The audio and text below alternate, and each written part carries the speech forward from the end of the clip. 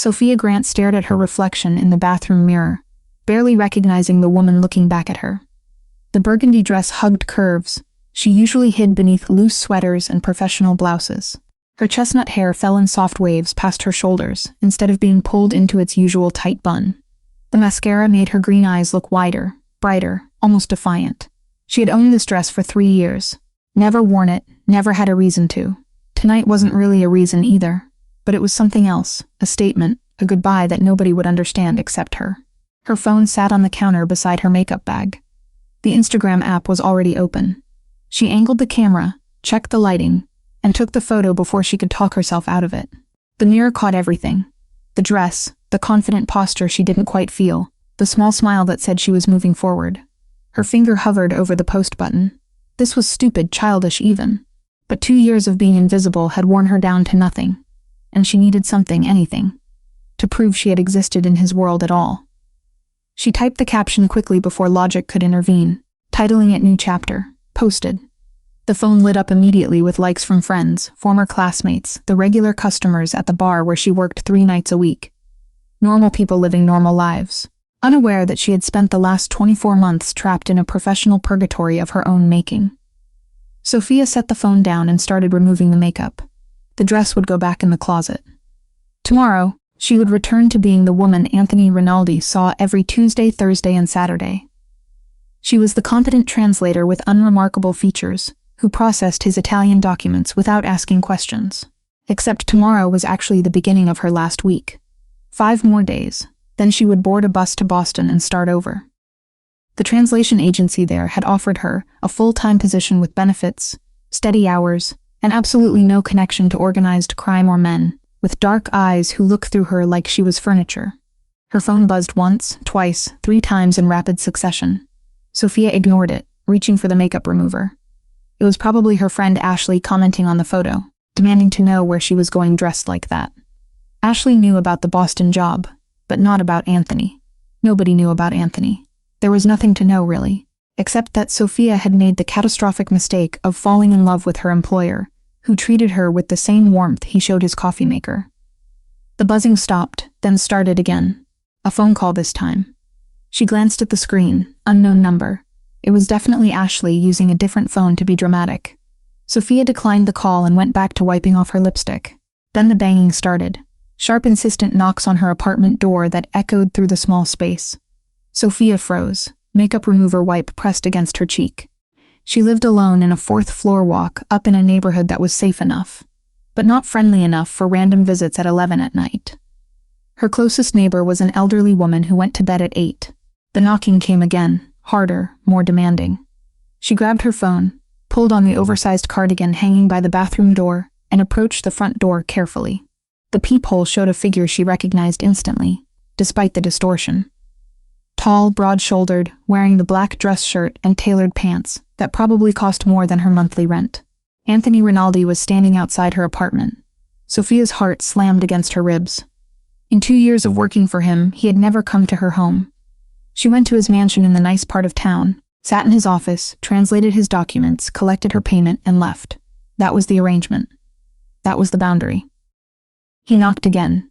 Her hands shook as she unlocked the deadbolt. The chain stayed on as she opened the door just wide enough to see him properly. He looked exactly as he did every time she saw him.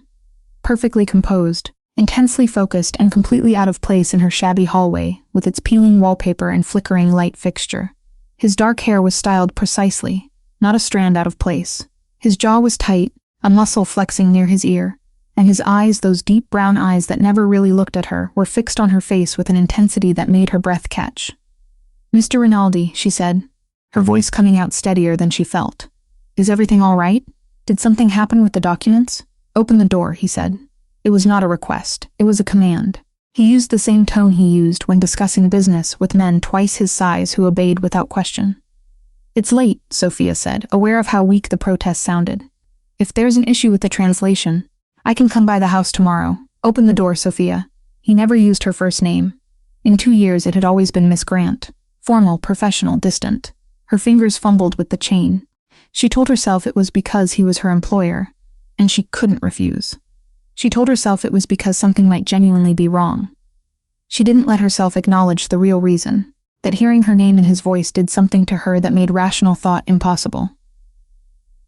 The door swung open. Anthony stepped inside without waiting for an invitation. Suddenly, her small apartment felt even smaller. He took up too much space and made too much of an impression. The scent of his cologne filled the air. It was something expensive and woodsy that she had learned to associate with Tuesdays, Thursdays, and Saturdays. He closed the door behind him and locked it. The click of the deadbolt sounded impossibly loud. "What were you thinking?" His voice was low and controlled, but there was something underneath it that Sophia had never heard before. Something rough. "I don't understand the photo," he said. He pulled out his phone and turned the screen toward her. Her Instagram post glowed in the dim light of her apartment. "What were you thinking posting this?" Sophia's face heated. "That's my personal account," she said. "I can post whatever I want." "Who's going to see it?" he asked. "My friends, people I know, nobody who." She stopped, realization dawning. "You follow my Instagram?" "I asked you a question," he said, "and I asked you one," she replied. Sophia crossed her arms, the oversized cardigan bunching around her wrists. She was still wearing the burgundy dress underneath, suddenly hyper-aware of it. "How do you even know my Instagram? I never told you." "That's not relevant," he said. "It's relevant to me," she countered. They stared at each other. Sophia had never challenged him before, never pushed back, never done anything except nod politely and complete her work. 2 years of "yes, sir," and right away, and I'll have that done by tomorrow. Anthony's jaw worked. He slipped his phone back into his pocket, then took a step closer. Sophia instinctively stepped back. Her spine hit the wall beside the door. "You never wear dresses," he said.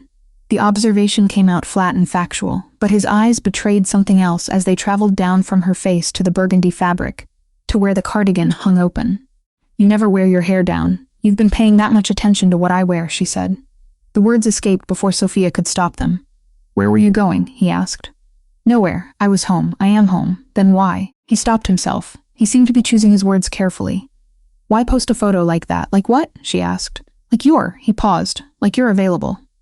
Sophia laughed. It came out sharp and bitter. Nothing like the quiet professional version of herself she had maintained so carefully. "Available?" "I posted a photo in a dress, Mr. Rinaldi." "That doesn't make me available. And even if it did, what exactly would that have to do with you?" His eyes snapped back to her face. "Delete it," he said. "No," Sophia said. "No."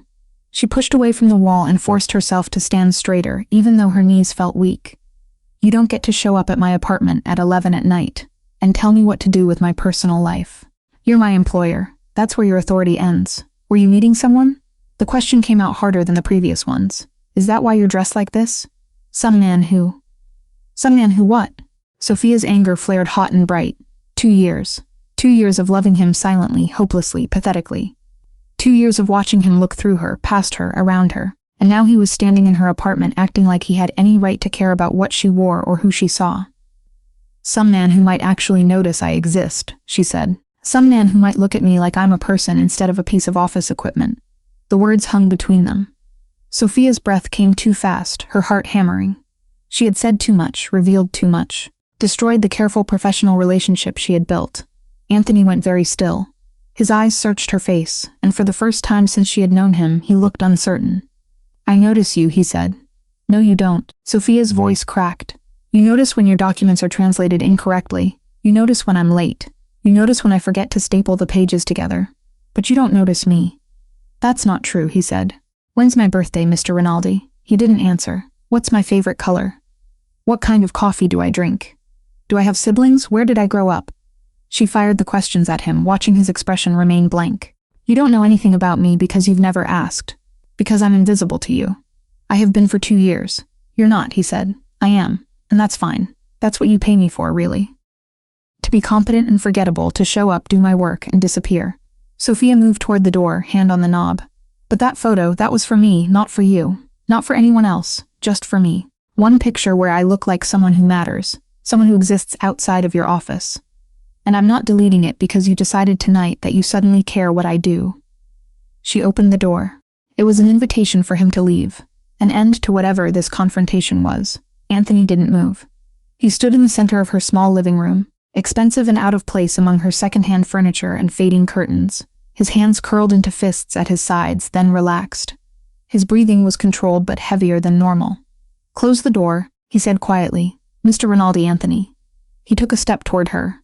"If we're going to have this conversation, use my name." We're not having any conversation, she said. You're leaving November 7th, he said.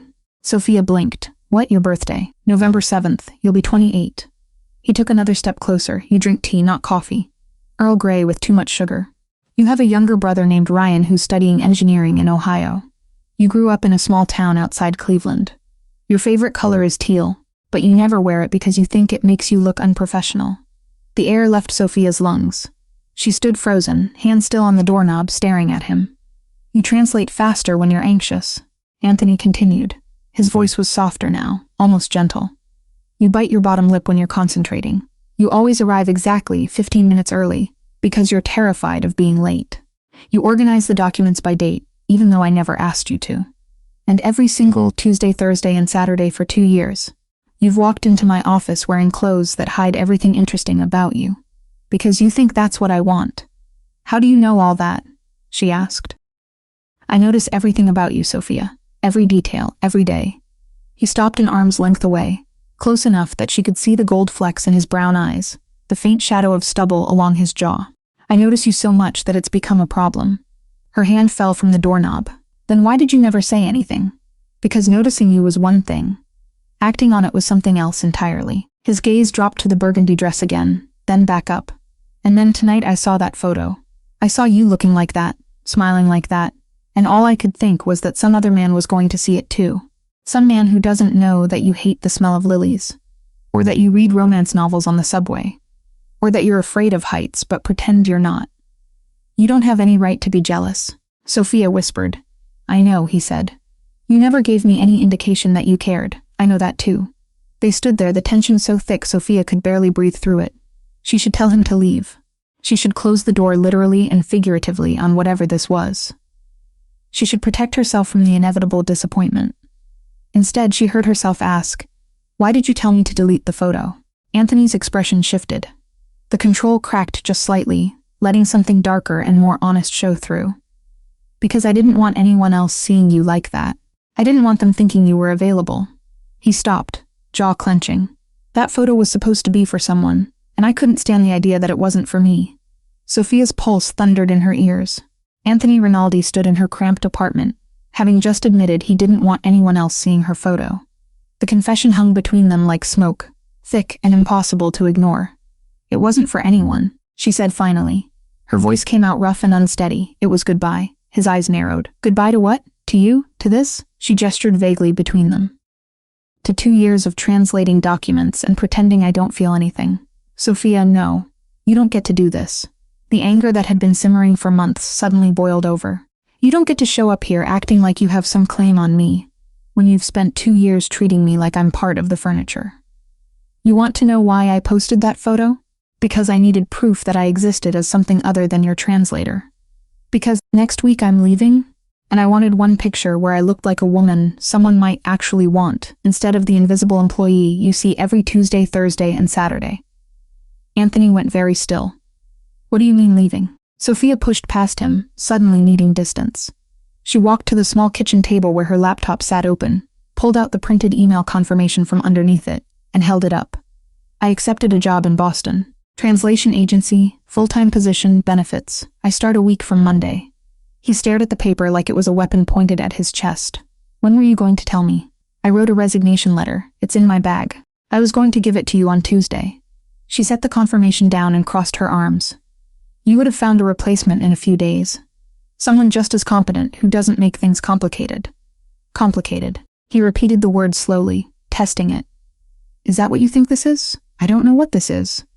5 minutes ago you were just my employer. Now you're standing in my apartment saying you notice everything about me. That you're jealous of a photo on Instagram. So yes, Anthony, it's complicated. He flinched slightly at the use of his first name. Sophia had never said it out loud before. It felt strange on her tongue. Intimate in a way that made her chest tight. Show me the tickets, he said abruptly. What? You said you have bus tickets to Boston. Show me. Sophia hesitated, then retrieved her purse from the counter. The tickets were tucked into the side pocket, already printed, already paid for. She handed them over without a word. Anthony examined them carefully. His jaw clenched as he read the date, the time, the seat assignment. 6 days from now, he said. Yes. And you've already packed. Half my suitcase is done. Most of my stuff will fit in 2 bags. She watched his face, trying to read the emotions flickering across it. I don't have much. He looked up from the tickets. Why didn't you tell me you were unhappy? Because you weren't supposed to care. The admission came out softer than she intended. I'm your employee. My personal feelings aren't your concern. They are if they make you leave, he said. I'm leaving because staying is killing me. The words burst out before Sophia could stop them. Do you have any idea what it's like to be in love with someone who looks right through you? To spend hours in your office 3 days a week, knowing that you're thinking about business deals and territory disputes and God knows what else while I'm sitting there, trying not to stare at you like an idiot. Anthony's expression shifted. Something raw and unguarded flickered in his eyes. You're in love with me, don't. Sophia turned away, heat flooding her face. Don't make me say it again, I already feel pathetic. Look at me. No, Sophia. His voice dropped lower, gentle but insistent. Look at me. She forced herself to turn back around. He had moved closer without her noticing, now standing just a few feet away. The intensity in his gaze made her breath catch. You think I look through you, he said quietly. You think I don't notice, but I know that you organize my documents by date. Even though the system makes no difference to me. Because it makes you feel more in control. I know you take the stairs instead of the elevator when you come to the mansion. Because you're afraid of small spaces, but too proud to admit it. I know you wear the same silver bracelet every single day, because it was your mother's. And you touch it whenever you're nervous. Sophia's hand instinctively went to her wrist, to the thin chain she never removed. How do you? I told you. I notice everything. He took another step closer. I notice when you bite your lip, because you're trying not to correct my terrible Italian pronunciation. I notice when you stay late finishing translations, just because you refuse to leave work incomplete. I notice that you never ask for advances on your payment even when I can see you're struggling financially. I notice you, Sophia, every damn day for 2 years. Then why? Her voice cracked. Why did you never say anything? Why did you treat me like I was just another employee? Anthony's expression darkened. Because I was trying to protect you. From what? From me. From my life. From everything that comes with being close to someone like me. He ran a hand through his hair, disrupting the perfect styling for the first time since she had known him. You think you know what I do, but you don't. You translate documents about shipping manifests and property acquisitions. You don't see the meetings that happen after you leave. You don't know about the men who would hurt you just to get leverage over me. You're in the Mafia. Sophia said it flatly without judgment. She had suspected for months but never asked. I'm not stupid. I know what some of those documents really mean. Knowing and understanding are different things. Anthony's voice took on an edge. The O'Sullivan family has been watching my movements for the last 6 months. They're Irish, territorial, and they don't like that I've been expanding into areas they consider theirs. They look for weaknesses. They look for people I care about. But you don't care about me. Not officially. I'm just your translator. You think that matters? His laugh was sharp and bitter. They photograph everyone who enters my property regularly. They track patterns. They already know your name, where you live, where you work. If they wanted to use you against me, they could. The only thing keeping you safe is that they think you're insignificant. The words stung more than Sophia expected. So staying invisible keeps me alive, is that it? That was the idea, he said. Was. Anthony's jaw clenched. I saw your photo tonight. Saw you looking like that, dressed like you were going somewhere, living your life. And all I could think was that you were moving forward without me. That in a week you'd be in Boston starting over, and I'd be here knowing I let you go because it was safer. It is safer, Sophia whispered. I don't care anymore. The admission hung between them. Sophia's heart hammered against her ribs. She wanted to close the distance, to touch him, to do something with the tension crackling in the air, but fear held her frozen. You should care, she said. If what you're saying is true, if being close to you puts me in danger, then this, she gestured helplessly between them. This is a terrible idea. Probably the worst one I've ever had. Anthony moved closer still, close enough that Sophia could feel the heat radiating off him. But seeing that photo broke something in me, he said. Knowing you were leaving broke something else. I spent 2 years being rational, keeping my distance, doing the right thing, and it didn't matter. You're still leaving. You still fell in love with me. The O'Sullivans still know who you are. All I did was waste 2 years I could have spent actually being with you. Sophia's breath came faster. You can't just decide now that you want me. You can't show up here and expect. I'm not expecting anything. He stopped just inches away. I'm asking. Stay in New York. Let me protect you properly. Not from a distance. Let me, he stopped, seemed to struggle with the words. Let me try to be what you need. What about what you need? Sophia forced herself to hold his gaze. You said it yourself. People close to you become targets. Are you really willing to risk that? Or is this just jealousy talking? Because in a few days you'll remember why you kept your distance. And I'll be right back to being invisible. Except this time it'll hurt more because I'll know you almost wanted me. Something flickered across Anthony's face. Pain maybe, or regret. You think this is just jealousy? I don't know what else it could be. You went 2 years without. I went 2 years fighting this. His voice dropped to something raw and honest. Every time you walked into my office, I had to remind myself why touching you was a bad idea. Why asking about your day would lead to caring more than I should. Why offering you more money or better working conditions would make you a more obvious target. I built walls between us because the alternative was pulling you into my world and watching something happen to you. But now you're leaving anyway. He reached up slowly, giving her time to pull away, and brushed a strand of hair behind her ear. His fingertips grazed her cheek. Now I'm realizing that protecting you by staying away didn't actually protect you. It just meant I missed 2 years of this. Sophia's skin burned where he touched her.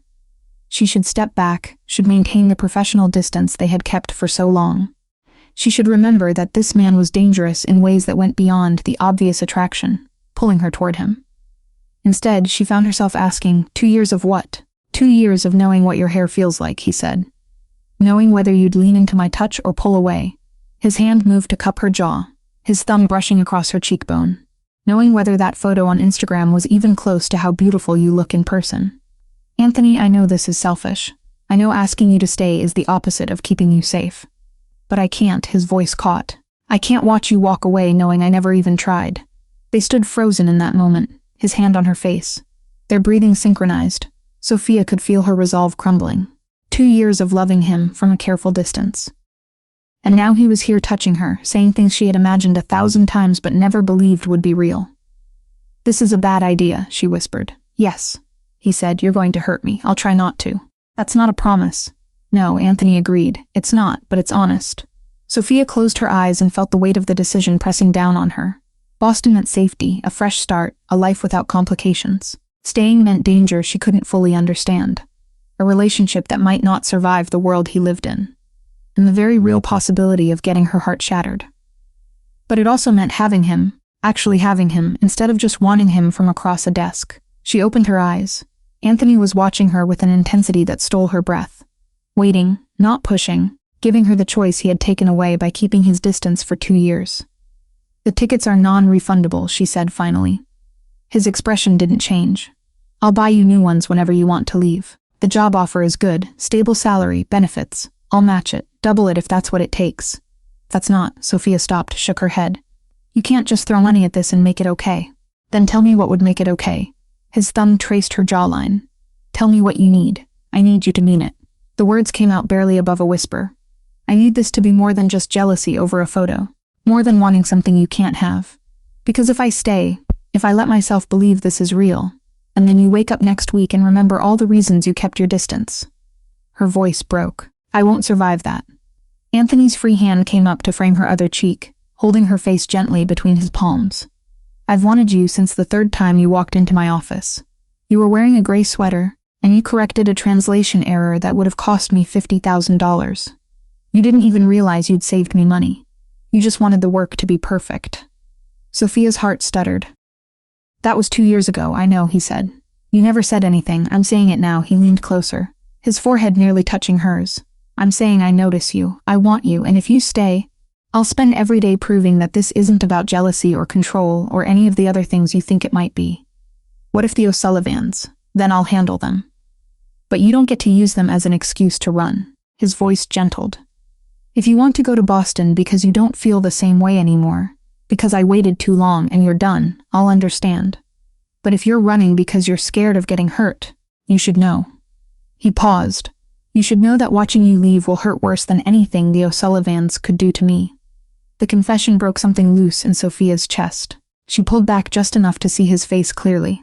You're serious about this? Yes, even though it's dangerous, even though don't. Anthony's grip on her face tightened slightly. Don't finish that sentence by putting yourself down. You're brilliant and brave and too good for this life. But I'm too selfish to let that stop me from asking you to stay. Sophia's hands came up to rest against his chest. She could feel his heartbeat under her palms, rapid and unsteady. He was as affected as she was. The control he always showed was cracking, and underneath it was just a man who wanted something he thought he couldn't have. "I need time," she said, "to think. To figure out if this is." "Take whatever time you need," he said. He didn't move away. "But know that I'm not changing my mind, not about this." They stood there, caught in the space between what had been and what might be. Sophia's apartment had never felt smaller or more significant. This was the moment everything changed. The pivot point she'd dreamed about and feared in equal measure. Finally, reluctantly, Anthony stepped back. His hands dropped from her face. "I should go. Let you think." Sophia nodded, not trusting her voice. He walked to the door and paused with his hand on the knob. "For what it's worth, that photo, you looked incredible," he said. "But you look better now, angry at me, finally telling me the truth." Then he was gone, the door closing softly behind him. And Sophia was alone with her half-packed suitcase, her non-refundable bus tickets, and the impossible choice between safety and everything she'd ever wanted. 3 days passed before Sophia returned to the Rinaldi mansion. 3 days of turning the conversation over in her mind, analyzing every word, every touch, every promise Anthony had made in her cramped apartment. She hadn't slept well. Every time she closed her eyes, she felt his hands on her face. She heard his voice saying he'd wanted her for 2 years. The resignation letter sat in her bag, professionally typed and formally worded. She had rewritten it twice, trying to find language that didn't reveal too much about why she was leaving. In the end, she'd settled on simple phrases about new opportunities and personal growth. Nothing about love or fear or the impossible situation she'd found herself in. The morning was crisp and cold as she climbed the steps to the mansion's entrance. Her hands trembled slightly as she rang the bell. This wasn't her usual Tuesday visit. She had called ahead and asked if she could come by to discuss something important. The housekeeper who answered had sounded surprised, but agreed immediately. The heavy door swung open. A woman Sophia recognized but had never formally met stood there. She was in her mid-50s with kind eyes and dark hair pulled back in a neat bun. She wore a simple black dress and sensible shoes. "Miss Grant," the woman said warmly.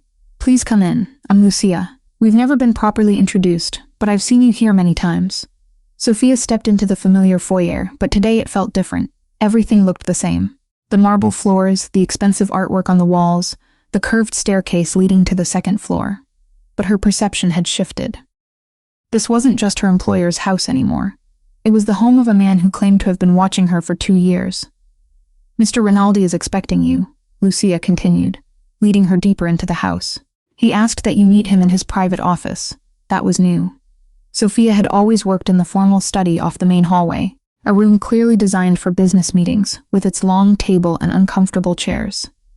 She had never ventured further into Anthony's personal space. They climbed the staircase and turned down a hallway Sophia had never seen before. The decor became less formal here. Framed photographs on the walls, a reading nook with worn leather chairs, signs that someone actually lived in this massive house. Lucia stopped at a heavy wooden door. "Go right in, he's waiting." Sophia knocked anyway, old habits. "Come in," Anthony's voice said, muffled by the door. She pushed it open and stepped into a room that was undeniably his. Dark wood furniture, floor-to-ceiling bookshelves filled with volumes in multiple languages, a desk that looked antique and expensive. Windows overlooked the manicured gardens behind the house. The morning light streamed in, making the space feel warmer than the rest of the mansion.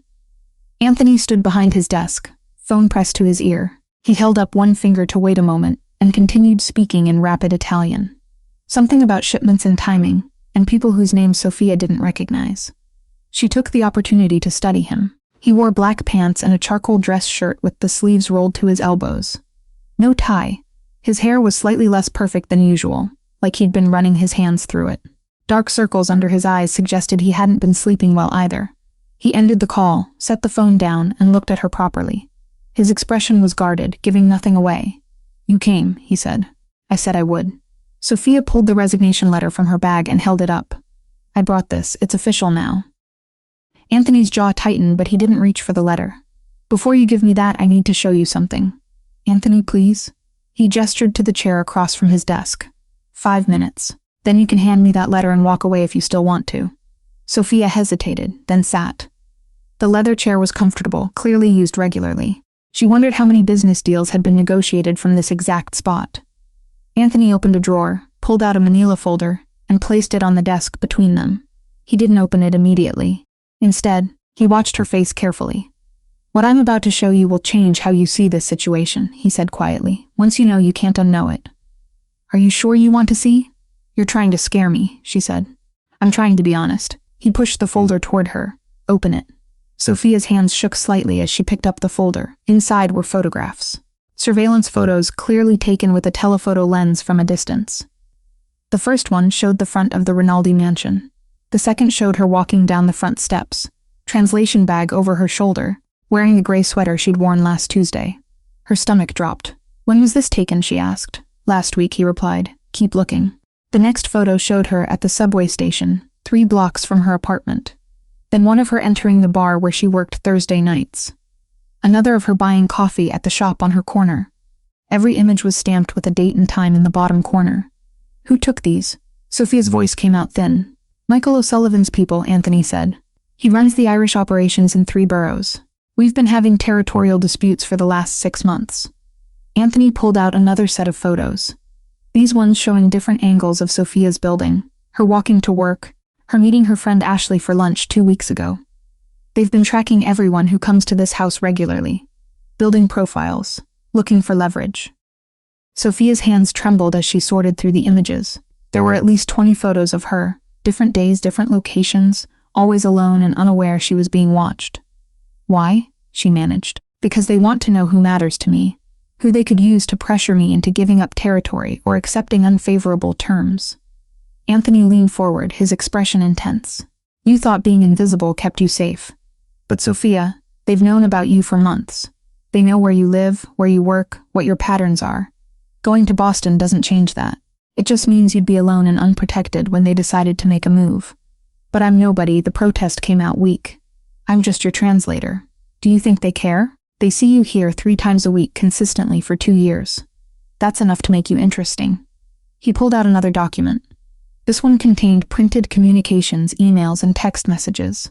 These were intercepted from one of O'Sullivan's lieutenants. Read the highlighted sections. Sophia's eyes scanned the page. Phrases jumped out at her. Rinaldi's translator. Comes every Tuesday, Thursday, Saturday. Vulnerable access point. Recommend escalation within 2 weeks. The room tilted slightly. Sophia gripped the edge of the desk, forcing herself to breathe steadily. They're planning something, she said. Yes. Involving me.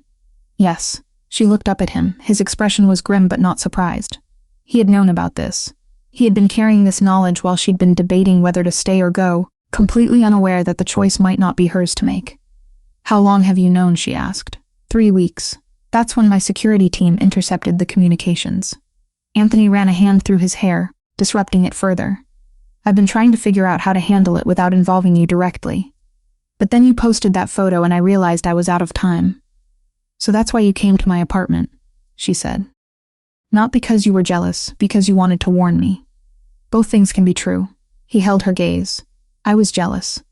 Seeing you dressed like that, knowing you were moving forward with your life, it made me insane. But I also needed you to understand that leaving doesn't solve this problem. It might actually make it worse. Sophia set the photos down carefully. Her mind raced through possibilities, consequences, the rapidly shrinking list of safe options. What do they want? Money, information, leverage. If they take you, they can force me to make concessions, give up territories, renegotiate agreements, maybe even step down from certain operations. Anthony's voice was steady, almost clinical, but his hands had curled into fists on the desk. They won't kill you. You're more valuable alive, but they would hurt you, scare you, use you to break me. The casual way he said it made everything feel surreal. Sophia had known abstractly that Anthony was involved in dangerous business. She had translated enough documents to understand that his operations existed in legal gray areas at best. But hearing him talk about kidnapping and leverage and hurting her as tactical moves in some larger game made it horrifyingly real. I called the agency in Boston this morning, she said suddenly. Before I came here, I told them I couldn't accept the position. Anthony's expression shifted. Why? Because you were right. Running away doesn't solve anything. And because, she stopped and gathered her courage. Because I spent 3 days trying to convince myself I could walk away from you, and I couldn't. I've been in love with you for too long to suddenly stop, just because it's complicated. Something in his face softened. You turned down the job. I turned down the job, she confirmed, before I saw any of this. Before I knew about the O'Sullivans or the photos or the threat. I made that choice because I wanted to stay, not because I felt trapped, Sophia. But now I need to know what staying actually means. She gestured at the photos spread across his desk. You said I'm in danger. How do we fix that? Anthony stood, walked around the desk until he was standing directly in front of her. I can protect you. Real protection. Not the distant kind where I pretend you don't matter. But it means changes. Security following you. Living somewhere more secure. Potentially living here until we resolve the O'Sullivan situation. Here in your house, in the guest wing. Separate entrance, separate living space. You'd have privacy, but also protection. Round-the-clock security, controlled access, everything monitored. He crouched down so they were at eye level. I know it sounds extreme, but these people don't make idle threats. That communication said within 2 weeks. We're already 3 days into that window. Sophia's breath came faster. This was more than complicated. This was her entire life changing overnight. For how long? Until we neutralize the threat. I'm working on a meeting with O'Sullivan, trying to reach a territorial agreement that makes this unnecessary. But until that happens, I need to know you're safe. And what am I to you while I'm living here? The question came out sharper than she intended. Am I still just your translator? Your employee who happens to need protection? Or are we? She couldn't finish the sentence. Anthony reached up and cupped her face the same way he had in her apartment. You're the woman I've been in love with for 2 years. The woman I was too afraid to claim, because claiming you meant putting you at risk. But you're at risk anyway now. So I'm asking, let me protect you properly. Let me be with you the way I should have been from the start. Before Sophia could respond, a knock sounded at the door. Anthony pulled back, frustration flashing across his face. Come in. The door opened to reveal a man Sophia had seen before. Tall, broad-shouldered, with close-cropped hair and the alert posture of someone trained for security work. Anthony's driver, though she suspected that was only part of his actual job. Boss, the man said. Sorry to interrupt. You said to let you know if anything developed with the surveillance situation. Daniel?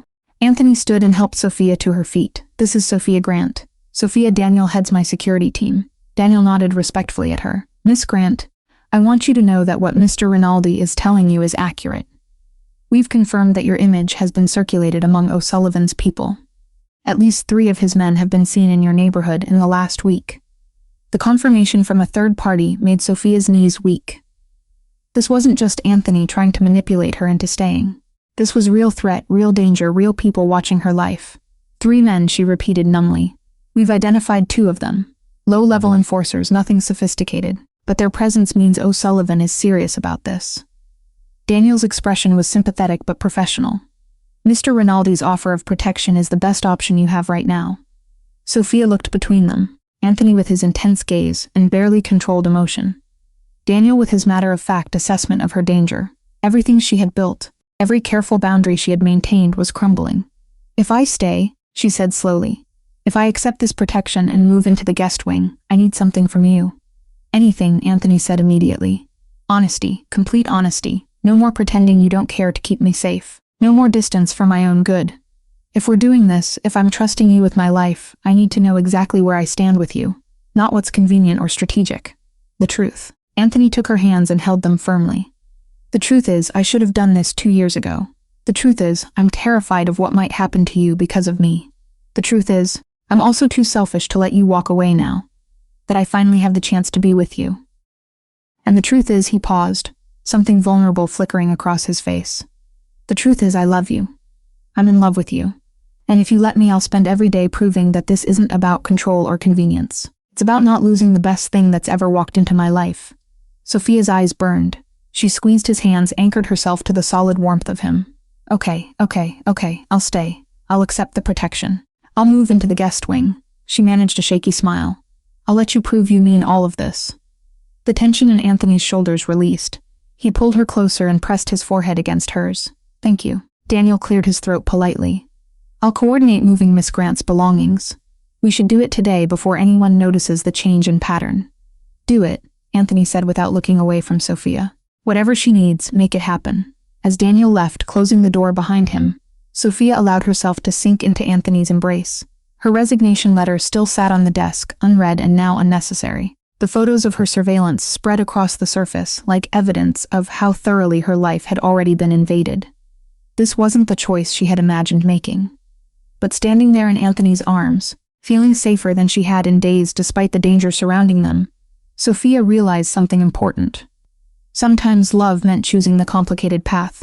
Sometimes it meant walking toward the danger instead of away from it. And sometimes being seen, really truly seen, was worth the risk.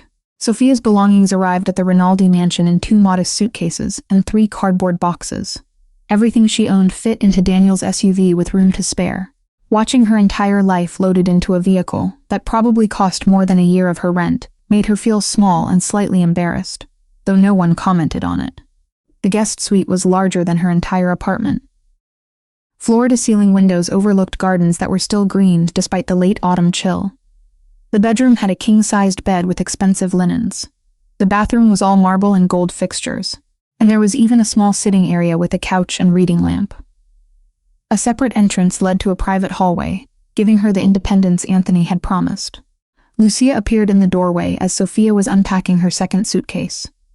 The housekeeper carried fresh towels and wore the same warm expression from earlier.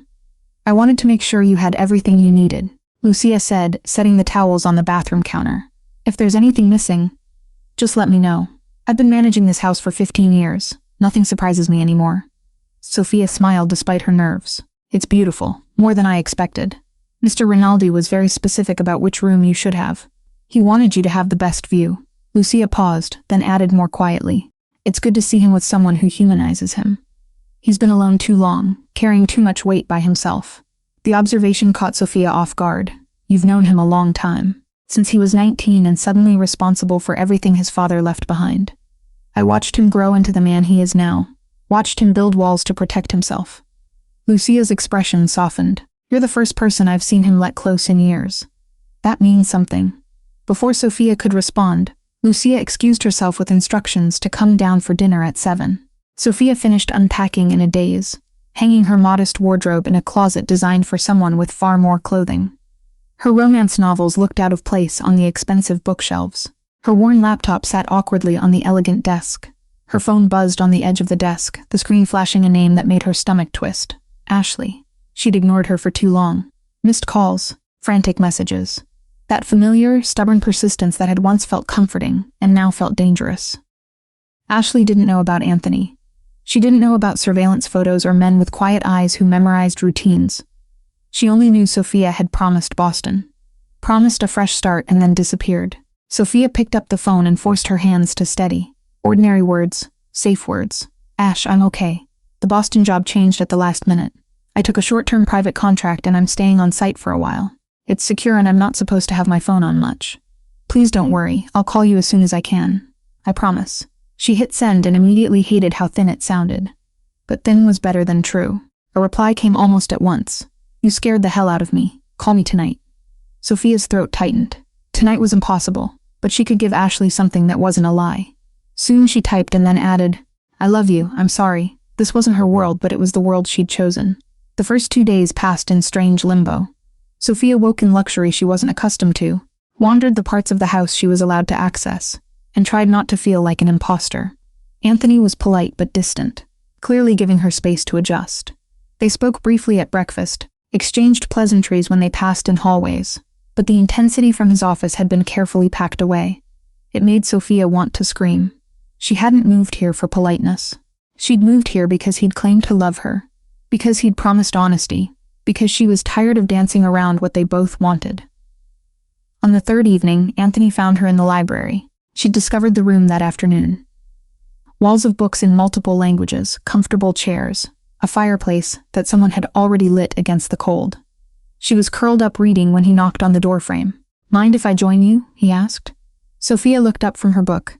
He'd changed from his usual dress shirt into something more casual. Dark jeans and a fitted sweater that emphasized his build. His hair was slightly disheveled, and he looked more relaxed than she'd seen him since she'd moved in. "It's your house," she said. "It's your space now, too." He settled into the chair across from hers, maintaining careful distance. "What are you reading?" She held up the paperback romance novel, slightly embarrassed. "Escapism. You mentioned wanting to write romance." It wasn't a question, but his tone invited elaboration. "Someday, when I'm brave enough to try." Sophia set the book aside. "This is nice, but it feels strange. You're being very careful around me." "I'm trying not to overwhelm you," he said. "I moved into your house to be protected from people who want to kidnap me. I think we're past the point of overwhelming." She met his eyes directly. "You promised honesty. That includes not pretending we're just polite acquaintances sharing a house." Anthony's expression shifted. Some of the careful control fell away. You're right. I don't know how to do this. How to be with you without treating you like something that might break. Try talking to me like a person you actually know. Not your employee, not someone you're protecting, just me." He was quiet for a moment, considering. Then he said, "Tell me about your parents. You mentioned they died when you were 19, but I don't know the story." The question surprised her. It wasn't what she'd expected. "Car accident," she said. "Black ice on the highway outside Cleveland. My dad died on impact. My mom lasted 3 days in the hospital." Sophia's voice remained steady. She'd told this story before. She had learned to deliver it without falling apart. "I was in my second year of college. My brother Ryan was 16. We became each other's family after that. That's why you work so hard supporting him through school. He has scholarships, but they don't cover everything. And I wanted to make sure he didn't have to worry about money the way I did." She tucked her legs under her. "Your turn. Tell me something real about you." Anthony leaned back in his chair. "My father built this empire from nothing. Worked his way up through the organization, made strategic moves, eliminated competition. By the time I was 15, he controlled half of New York. And then he had a heart attack at 53, and died in his office, leaving me to figure out how to hold everything together." 19, Sophia said, remembering what Lucia had mentioned. "You were so young, old enough to understand what failure would mean. Everyone was watching, waiting to see if the boss's son could actually lead, or if I'd crumble under the pressure." He ran a hand through his hair. "I had to become someone harder, more ruthless. Someone people feared enough to follow without question. But that's not who you are. Not completely. No, but it's who I had to be to survive." He looked at her with something raw in his expression. "My sister Valentina was 12 when our father died. I made sure she got out. Sent her to boarding school in Switzerland, then university in Europe. She's studying medicine now in Vienna. We video call every week, and she has no idea about most of what I actually do. Sophie absorbed this. You protected her by keeping her distant. Same strategy I tried with you. Worked better with her because she was young enough not to question it." His mouth twisted. "She thinks I'm a legitimate businessman who happens to be paranoid about security. Does she know about me?" "Not yet, but I want her to. He stopped, seeming to be choosing words carefully. "I want to introduce you properly when things are safer. When I can bring her back for a visit without worrying about her becoming another target." The vulnerability in his admission made Sophia's chest tighten. She stood, crossed the space between them, and sat on the arm of his chair. Close but not quite touching. "Tell me something else. Something you've never told anyone." Anthony looked up at her, and the intensity in his gaze made her breath catch. "I used to watch you translate," he said. "You'd get this little crease between your eyebrows when you were concentrating, and you'd bite your bottom lip when you found a tricky phrase. I'd start meetings late just to have an excuse to stay in the room with you longer. That's how you knew all those details. About the tea and the bracelet and everything else. I memorized you. Every detail. It was the only way I could have you." His hand came up tentatively and rested on her knee. "This is better, actually having you here. Actually being allowed to touch you." Sophia covered his hand with hers. "We should have dinner together, not separately in different parts of the house. Together. I didn't want to assume. I'm assuming for both of us." She squeezed his hand. "Tomorrow night I want to cook. Something normal. No staff, no formal dining room. Just us in the kitchen making dinner like regular people." Anthony's expression softened. "You want to cook in my kitchen? I want to do something that doesn't feel like I'm a guest in a fortress. I want to feel like I actually live here, not like I'm hiding in a very expensive safe house." "Okay." He stood, and suddenly they were very close. His hand still on her knee, her fingers still wrapped around his. "Tomorrow night, the kitchen is yours." They stood like that for a long moment, neither moving, both aware of how easy it would be to close the remaining distance. But Anthony pulled back first, putting space between them with visible effort. Slow, he said, more to himself than to her. "I promised myself I'd do this right." Sophia wanted to argue that slow was the last thing she needed after 2 years of waiting. But she appreciated the restraint, even as it frustrated her. Tomorrow, then. The next evening, Sophia commandeered the kitchen with Lucia's amused permission. She'd found pasta and fresh vegetables, ingredients for a simple carbonara that her mother had taught her to make years ago. Nothing fancy, just comfort food that reminded her of home. Anthony appeared at 6, rolling up his sleeves and asking what he could do to help. The domesticity of it felt surreal. The dangerous man who ran criminal operations, chopping vegetables beside her while she boiled water for pasta. "Your technique is terrible," Sophia commented, watching him massacre a bell pepper. "Have you ever actually cooked before?" "I can make coffee and toast. That's about the extent of it." He looked at his uneven pepper slices. This is harder than it looks. Here. Sophia moved beside him and put her hand over his on the knife handle. Steady pressure. Let the blade do the work. Don't force it. She guided his hand through a few cuts, aware of how close they were standing, how his warmth radiated against her side. When the pepper was reasonably chopped, she stepped back, suddenly self-conscious. Better, she said, her voice coming out slightly breathless. They worked in comfortable silence for a while. Sophia stirring pasta, while Anthony finished the vegetables with significantly improved technique. The kitchen filled with the smell of cooking food and something else. Possibility, maybe. Or the beginning of something that felt normal despite everything else happening around them. I talked to Ryan yesterday, Sophia said while draining the pasta. I told him I moved. How did he take it? He was suspicious. Asked a lot of questions about why I suddenly needed to live somewhere more secure. She mixed the pasta with the sauce, added the vegetables Anthony had prepared. I couldn't exactly tell him the truth, that my employer is in the Mafia and his rivals want to kidnap me. So I said I was house-sitting for a friend who travels a lot. Does he know about me? About how you feel? Sophia plated the food, buying time before answering. He knows I was in love with someone who didn't seem to notice me. I talked about it once when I'd had too much wine on a video call. He told me to quit my job and find someone who appreciated me. Smart brother, Anthony noted. He also said that anyone who couldn't see how amazing I was didn't deserve me. She handed Anthony his plate, his exact words. They sat at the kitchen island rather than the formal dining room. The space felt intimate, informal, like they were actually two people getting to know each other, rather than employer and employee navigating a complicated situation. This is really good, Anthony said after the first bite. Where did you learn to cook like this? My mom. She grew up in an Italian neighborhood in Cleveland, learned from her grandmother. I used to help her every Sunday. Sophia twirled pasta around her fork. It's one of the few things I have left of her. The recipes, the techniques, muscle memory from being in the kitchen together. My mother cooked too. Traditional Italian dishes that my father loved. She'd spend all day preparing meals for his business associates. Anthony's expression went distant. She died when I was 8. Cancer. After that, we had staff to handle meals. My father never wanted to eat in the kitchen anymore, said it reminded him of her too much.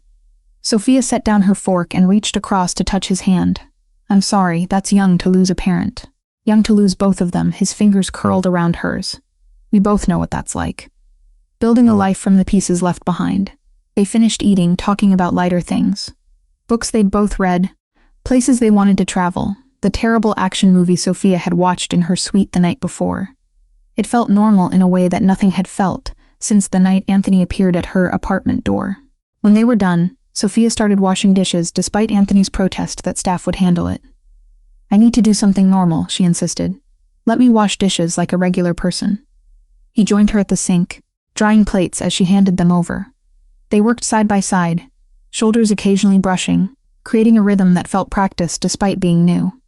Sophia reached for a knife at the same moment Anthony did. Their hands collided, fingers tangling, they both froze. The moment stretched. Sophia looked up at Anthony and found him staring down at her with an intensity that made her heart stutter. His hand turned over under hers, palm pressing against palm. His thumb brushed across her knuckles.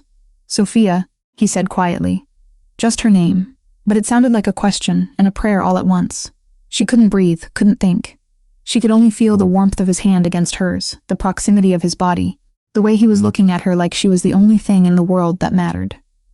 Anthony's free hand came up to her waist and pulled her gently toward him. She went willingly, heart hammering, aware they were crossing a line they'd been dancing around for days. His forehead lowered to rest against hers. Tell me to stop, he whispered. I don't want you to stop, he kissed her. Finally, after 2 years of distance and 3 days of careful restraint, Anthony kissed her. It was slow at first, testing, giving her space to pull away. But when she leaned into him, when her hands came up to grip his shirt, the kiss deepened. Sophia had imagined this moment countless times, none of her fantasies compared to the reality. His mouth on hers, his hands pulling her closer. The way he kissed her like she was precious and necessary in his. They broke apart, breathing hard, foreheads still pressed together. Anthony's hands framed her face, thumbs stroking her cheekbones. I've wanted to do that for so long, he said roughly. Before Sophia could respond, a sharp knock sounded at the kitchen door. They sprang apart as Lucia entered, professional mask in place, though her eyes sparkled with knowing amusement. I'm very sorry to interrupt, she said, not sounding sorry at all. But Daniel is here. He says it's urgent and needs to speak with Mr. Rinaldi immediately. The warmth drained from Anthony's expression, replaced by cold focus. Where is he? Your office. He said it's about the situation you've been monitoring. Anthony's jaw clenched. He looked at Sophia, frustration and regret warring in his eyes. I need to go, Sophia said, trying to sound steadier than she felt. It's fine. He hesitated, then kissed her forehead quickly. We'll finish this conversation later. Then he was gone, striding out of the kitchen with the purposeful gait of someone heading into battle.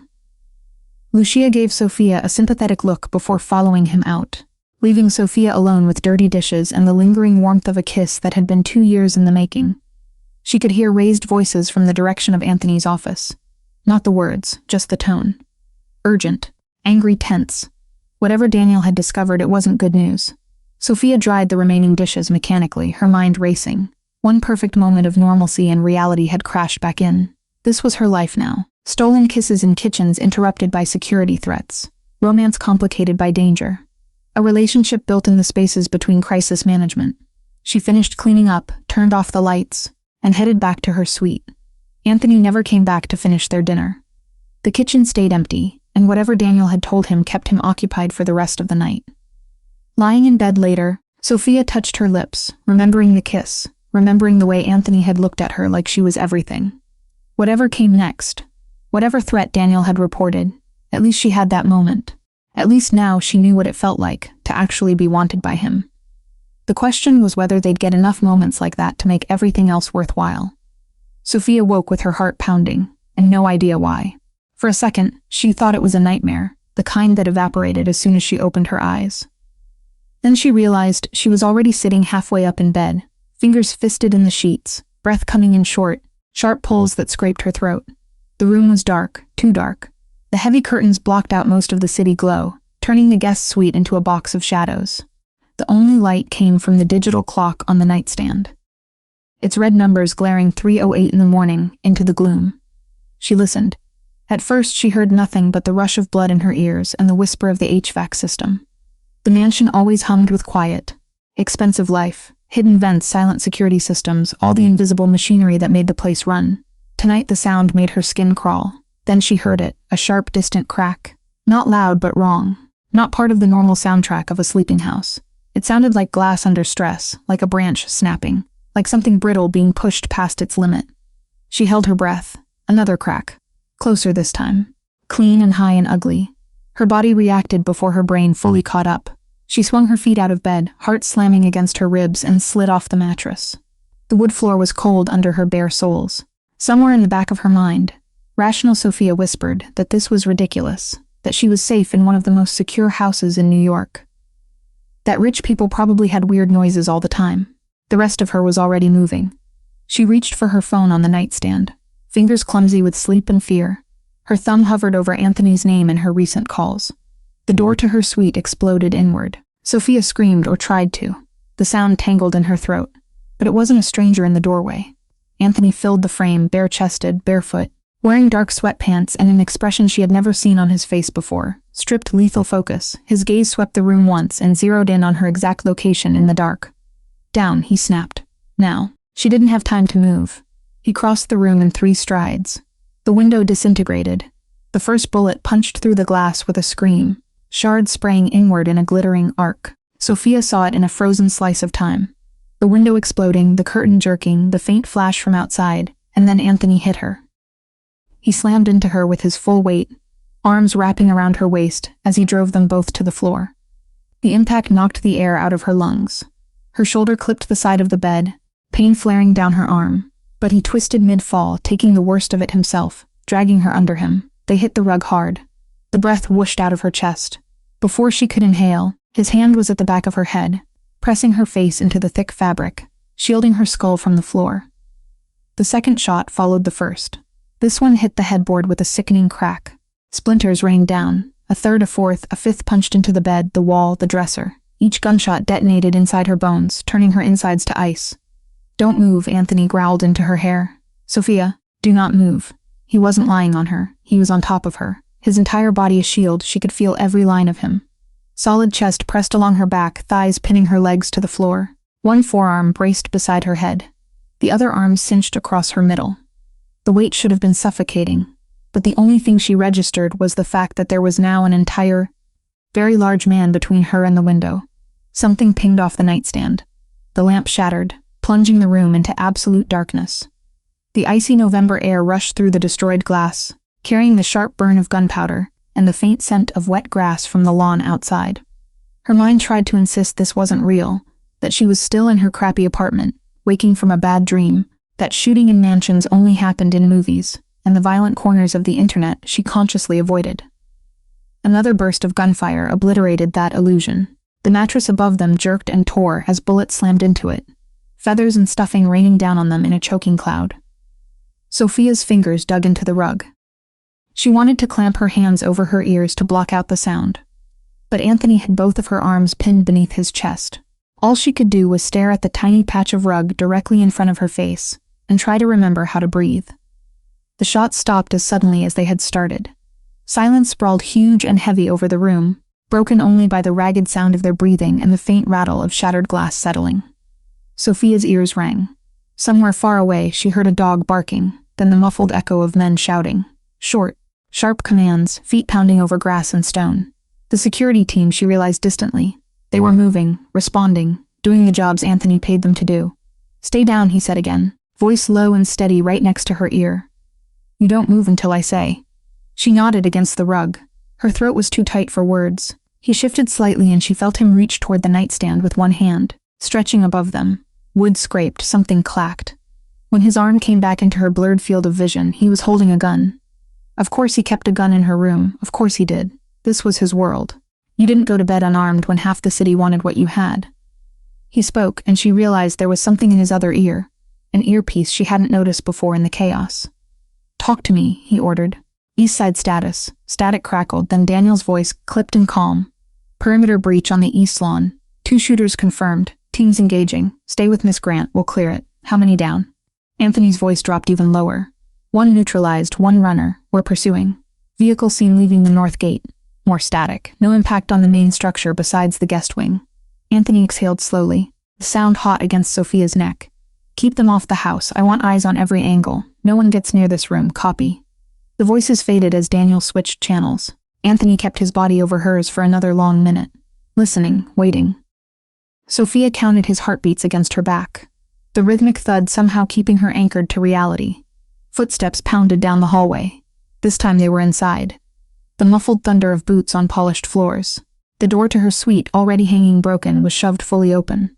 "Clear," someone called. "Boss, it's us." Anthony finally shifted. He rolled just enough to take his weight off her completely and pushed himself up onto one knee, keeping his body between her and the window. The gun trained on the darkness beyond the shredded curtains. "Front," Daniel said from the doorway, breathless but controlled. "We've got you." Sophia turned her head just far enough to see him, framed by 2 members of the security team in dark clothes, weapons ready.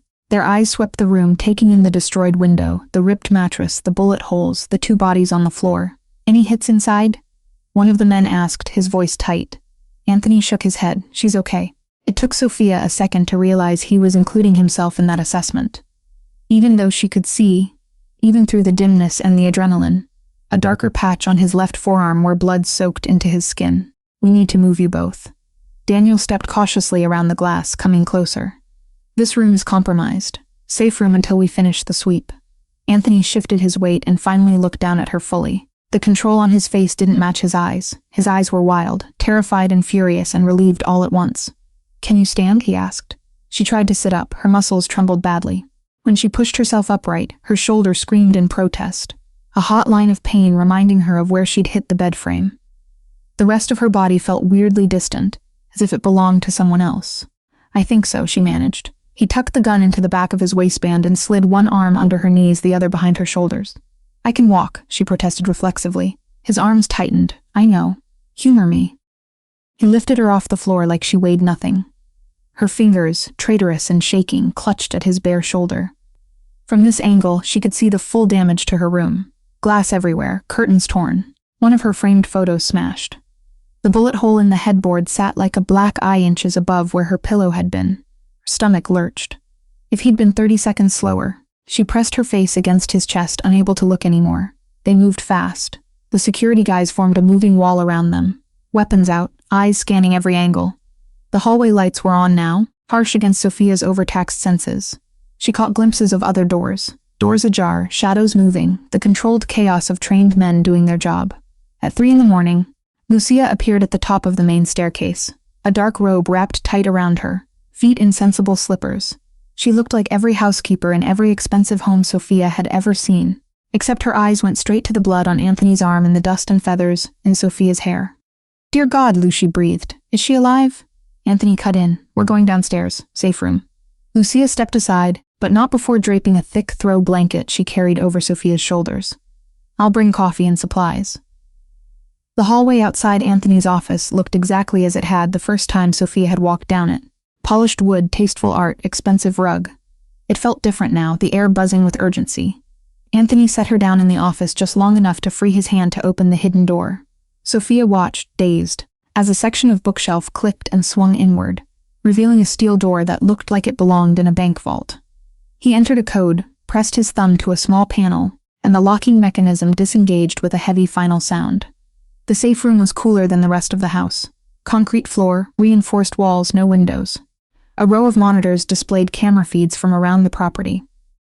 Front gate, back lawn, perimeter fence, interior hallways. A couch sat against one wall, a small kitchenette against another, and a bathroom door was partially visible in the corner. It wasn't cozy, but it was functional. Anthony carried her to the couch and set her down gently, like she might break. As soon as she was seated, her body started shaking in earnest. The adrenaline had nowhere left to go. "I'm okay," she lied, wrapping the blanket tighter. "No, you're not." Anthony dropped to a crouch in front of her. Up close, she could see now how bad his arm really was. A long, jagged gash along his forearm, skin split and raw, tiny glittering shards of glass still embedded in it. Blood had run down to his wrist and dripped off his fingers. "You're bleeding," she said. "It looks worse than it is." He glanced at the monitors, then back to her. "How do you feel? Dizzy, nauseous? Any pain besides your shoulder?" "My feet," she croaked, only now noticing the sting. "I stepped on glass." His eyes flicked down and his jaw hardened. Lucia. She must have been closer than Sophia realized because the vault door opened almost immediately. Lucia came in with a first aid kit and 2 steaming mugs on a tray. "Oh, child," she whispered when she saw Sophia properly. "Here." She set the tray down and moved straight to her, efficient hands tucking the blanket around Sophia's legs and shoulders more securely. "Drink. Sugar will help." Sophia wrapped shaking hands around the mug. The heat seeped into her skin, grounding her slightly. The coffee smelled strong and bitter, cut with too much sugar and cream, exactly the way she usually took it. "Let me see your feet," Lucia said gently. Sophia hesitated, then nodded. Lucia slid the blanket gently aside, left Sophia's tank top and shorts alone, and lifted one foot carefully. Tiny red dots of blood marred the pale skin of her soles. Nothing major, but more than she'd registered at the time. Lucia cleaned them with practiced care, removing a few small slivers of glass and pressing bandages over the worst spots. On the other side of the room, Daniel spoke into a radio, his eyes never leaving the wall of monitors. "East perimeter secure. Team 3 sweeping the tree line. Team 4 checking vehicle tracks at the north access road. No additional movement so far." Anthony watched the feeds like a hawk. Only when Lucia finished with Sophia's feet did he let her come near his arm. "Sit," she ordered him, patting the cushion beside Sophia. He ignored the order to sit, and instead perched one hip on the edge of the coffee table, arm extended over his knee so Lucia could access the wound. Sophia watched as Lucia cleaned away the blood, pulling out embedded glass with tweezers. Anthony barely flinched, jaw tight but otherwise stoic. Sophia forced herself to look at the damage. The cut was deep enough to need stitches if they were anywhere else. But here in this world she had a feeling good enough would be the standard. Lucia disinfected it with ruthless efficiency, wrapped it in sterile gauze and taped it off. "There," Lucia said. "That will hold for now. You need a proper doctor later, but at least it's clean." "Thank you," Anthony said. But his eyes were already back on Sophia, tracking every micro-expression. Lucia poured more coffee, set it within reach, then lightly squeezed Sophia's shoulder. "You're safe in here. The walls are reinforced steel. No one can get through without Mr. Rinaldi's code. Safe." The word felt strange and heavy. Anthony moved back to the couch, this time sitting right beside Sophia. Not touching, but close enough that their knees brushed when she shifted. He picked up his own mug, but didn't drink. His bandaged hand shook once, barely visible, before he pressed it against his thigh to still it. "Talk to me," he said quietly. "What's going on in your head, Bullet?" she said before she could filter it. "I keep seeing that hole above my bed. It's right where my head was when I went to sleep." His jaw tightened. "I know. If you hadn't been in the hall, her voice broke, breath-catching. How did you even get there in time? He exhaled slowly like he'd been expecting that question. I couldn't sleep. Security sent me an updated report before midnight. Something in it bothered me. Nothing concrete. Just my instincts wouldn't shut up. Sophia forced herself to focus on him. So you were awake? Yes. He looked briefly at the monitors, then back to her. I walked the east wing, checked the doors, the windows, the camera feeds. Your door. I didn't like that your room has an external exposure. You already said that before I moved in, she whispered, that it wasn't as safe. And I moved you there anyway because I thought the security grid was enough. His gaze darkened. That was my mistake. You didn't pull the trigger. No. His voice turned flint hard. But I put you in that room. Sophia took another sip of coffee. The trembling in her hands had lessened, but it was still there, just beneath the surface. Her shoulder throbbed in time with her pulse. Her feet stung dully under the bandages. I don't understand how they got that close, she said. Isn't this place impossible to get into? It's very difficult, Anthony corrected. Not impossible, especially if someone on the outside has help from someone on the inside. Sophia's stomach dropped. You mean one of your people? Maybe. Or someone bribed a contractor months ago when we did renovations. Or someone got hold of old blueprints. He rubbed his jaw with his uninjured hand. Daniel is finding out which one. But they knew enough to avoid certain cameras and hit a blind angle. And they knew which window was mine. Yes, because they've been watching. Because they've been watching, he confirmed quietly. She studied his face, the iron control, the anger, the cold focus. There was something else. Something raw. Fear. Not generalized fear, targeted specific fear for her. You were more scared for me than for yourself, she realized aloud. His eyes met hers, of course. You didn't even think. You just ran in there and threw yourself on top of me. That's the job. I'm not your job. The words came out sharper than she intended. His mouth twitched, not quite a smile. No, he said. You're not. They stared at each other. Everything that had been simmering between them since the selfie night, since before that, sat in the air, undeniable now. Impossible to shove back into the tidy box of employer and employee. On the monitors, the security teams moved like dark chess pieces across the property. Daniel reported that the shooter they dropped on the east lawn was being contained. That the runner had vanished into the dark, but that they had tire tracks in a direction. It's a miracle you're both alive, Lucia murmured quietly as she refilled their cups. Sophia flinched at the word, miracle. It felt like too much, like jinxing it. I brought her here to protect her, Anthony said. The statement was low, almost more to himself than to Lucia or Sophia. And the first real test of that protection, they get a shooter under her window. You also got to her in time, Lucia pointed out. You got to her before the third shot. You kept her from being dragged out of that bed while she was still asleep. That was you too. A muscle in his jaw jumped.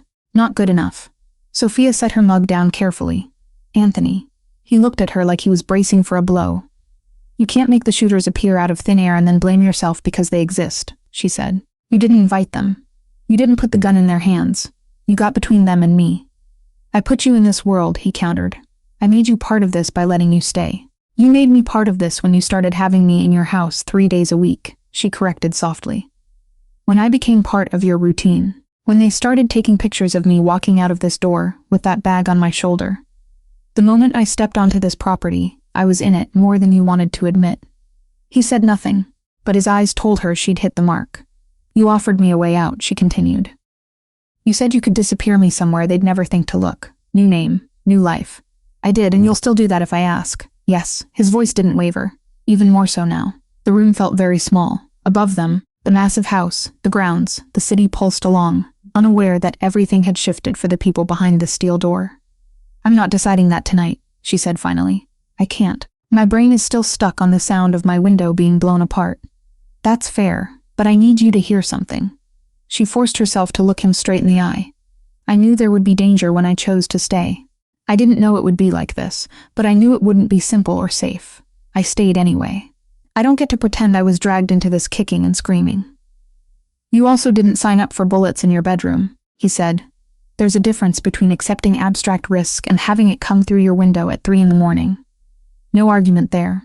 Her lips twisted.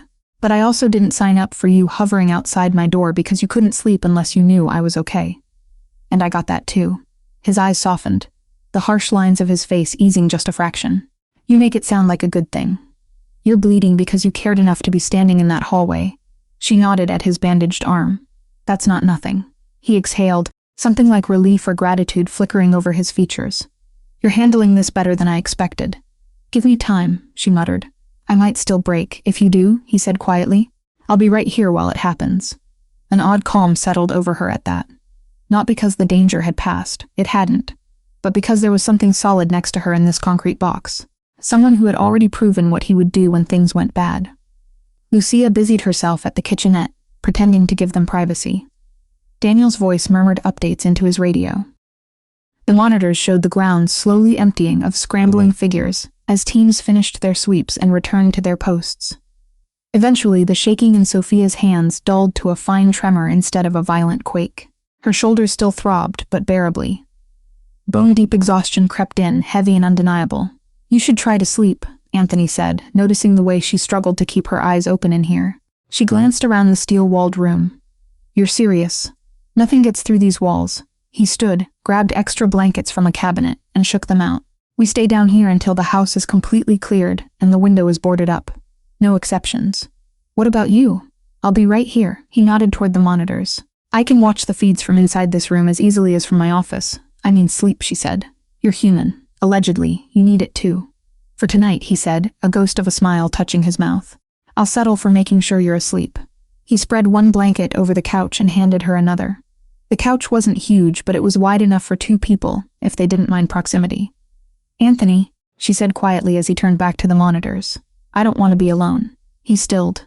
Slowly he looked at her over his shoulder. "Not tonight," she added. "Not after that. I know you're trying to be careful. To do this the right way. But if you put me on this couch and sit in that chair across the room watching cameras, I'm going to lie here with my eyes open replaying every gunshot for the next 6 hours." He studied her face, reading everything she didn't have the words for. "I don't need distance right now," she said. "I need you here where I can feel you breathing, and know that if something else happens, you'll move before I even hear it." He crossed back to the couch without another word. "Shift," he said softly. She did. He lay down carefully behind her. The couch forced them close, his chest pressed against her back, one arm sliding under her head as an extra pillow, the other settling over her waist in a loose protective hold. The blankets cocooned them in shared warmth. "Is this all right?" he asked. She curled her fingers around his forearm, feeling the rough edges of the bandage beneath her palm. "Yes." His breath stirred the hair at the nape of her neck. "Nobody's getting through that door," he said. "Nobody's getting to you while I'm here. I believe you." It was the simplest truth she had in this moment. The house, the shooters, the betrayals, the what comes next. All of it felt too big, too complex. But the weight of his arm over her, the steady rise and fall of his chest against her back, the memory of how fast he'd moved when the glass shattered, those were tangible. Her eyes drifted to the monitors one last time. Tiny figures moved on the screens, finishing their sweeps, securing the perimeter. The image of her blown-out window appeared on one feed, taped off, lights glaring harshly in the night. She closed her eyes. The echo of gunshots still ricocheted faintly in her skull, but each time the memory tried to sharpen, it bumped up against the reality of Anthony's heartbeat under her hand. Solid, relentless, present. She didn't know what she would decide in the morning, whether this was a life she could live with, whether love was enough to make this level of danger bearable. For now, in the steel box underground with a Mafia boss wrapped around her like a shield, she let herself do the one thing her body had been fighting since the glass first broke. She slept. Sophia woke to the low murmur of male voices and the quiet hum of electronics. For a moment, she didn't remember where she was. The couch under her felt wrong, too narrow to be a bed, the air cooler than a bedroom should be. Then she registered the metal tang in the room, the faint glow of multiple screens, and the heavy weight draped over her waist. Anthony. They were still in the safe room. His arm held her snug against him, forearm banded across her middle, palm resting flat just under her ribs. His body was a solid line of warmth at her back, chest rising and falling slowly. At some point during the night, her hand had curled around his injured forearm, fingers resting just above the edge of the bandage. No additional movement on the east side, Daniel was saying quietly from somewhere near the monitors. "Teams report clear. We've doubled the rotation on outside posts. No one in or out without visual ID and voice confirmation." Anthony's chest expanded against her as he took a deeper breath. And the shooter, being handled off-site.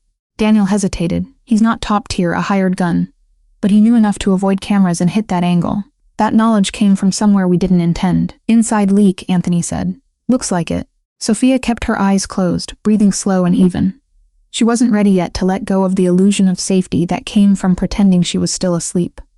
The conversation washed over her in clipped phrases. Perimeter, blind spots, intel, containment. Words that belonged firmly to Anthony's world, not hers. The pattern fits with what we picked up before, Daniel went on.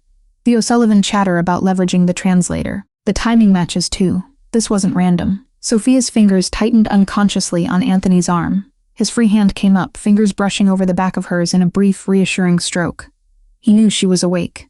He'd probably known the second she surfaced from sleep. "Get me everything you pulled from the shooter," Anthony said. "Names, contacts, payment. I want a direct line back to whoever signed off on last night." "We'll have more in a few hours," Daniel replied. "For now, we know enough." The order to grab her came from O'Sullivan's side. Whether Michael himself signed off or a hothead under him went rogue, that's still unclear. But it's them. The O'Sullivans again, always circling at the edge of her understanding, faceless and amorphous until last night when their intentions had taken the shape of bullets. "Give us a minute," Anthony said. Sophia heard Daniel's footsteps retreat, the soft click of the heavy door's inner mechanisms as it sealed behind him. Then it was just the two of them and the quiet background hum of the room. "You can stop pretending now," Anthony murmured near her ear. His tone was gentler than it had been when he'd been barking orders a few moments earlier. "You've been awake for 10 minutes. She opened her eyes, caught by how easily he read her. "You could tell, I can always tell." His thumb traced a slow line across the back of her hand. "How do you feel?" "Like I got tackled by a truck," she said. "Honestly, everything aches. My shoulder hates you." "Your shoulder can get in line," he said dryly. "I've got a whole organization that hates me right now." She huffed out something that was almost a laugh, then pushed herself to sit up a bit. The movement pulled at muscles that had stiffened overnight. Anthony sat up with her, one hand hovering at her back, like he was ready to steady her if she so much as swayed. The security feeds showed gray morning light over the manicured lawns. Men still moved through some of the frames, but the chaotic rush of the night had settled into structured patrols. "Did you sleep at all?" she asked. "A little." He rolled his shoulder, wincing faintly. "You drooled on my arm at one point." "I did not." "There is forensic evidence, liar." His mouth curved. "Okay, you didn't.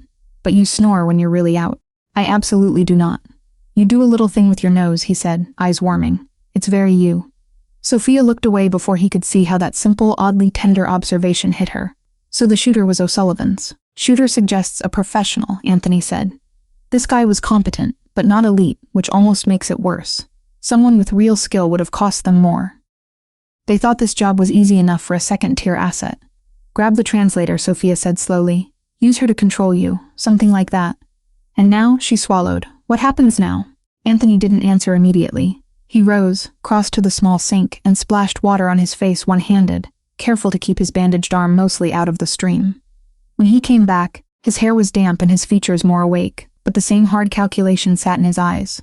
"Now," he said, sitting beside her again, "we stopped being purely reactive." "Last night was reactive," she repeated. "They made a move, we survived it, we locked down, that's reacting.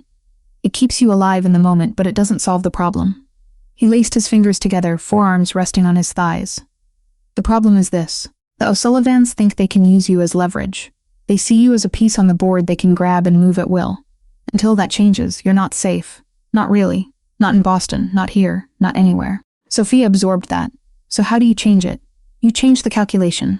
His gaze flicked to the monitors, then back to her. "Right now they think taking you is worth the risk. To fix that, we make the risk unacceptable. Politically, financially, personally. Without open war," she said, remembering his earlier warning. "You said that would be bad for business and everything." "Exactly." His mouth thinned. "If I go scorched earth, bodies start dropping on both sides. Cops get interested. Federal agencies start sniffing around, it becomes chaos. Chaos is bad for everyone who depends on me, including you." She hated that this made sense. Hated that her survival now involved terms like politically unacceptable risk and collateral damage. "I have a question," she said. "Those men last night, if they'd gotten in, would they really have taken me alive?" "Yes, no hesitation. Killing you outright wastes the leverage. Taking you gives them options." Sophia couldn't stop the shiver that worked through her. Anthony's hand immediately went to the small of her back, his thumb drawing slow grounding circles. "Which brings us to the part of this you're not going to like," he said. "We have to adjust your status. My status in their eyes. Right now you're valuable, but defined vaguely. Rinaldi's translator who comes to the house 3 times a week. That made you a tempting target. They think you matter, but they don't know how much. His gaze locked on hers. We change that. We make it clear to everyone watching that you're not a quiet, replaceable employee. You're under my protection in a way that has rules attached. She understood immediately. You mean publicly? Yes. So not just this woman walks in and out of your house. More like this woman is with him. Yes.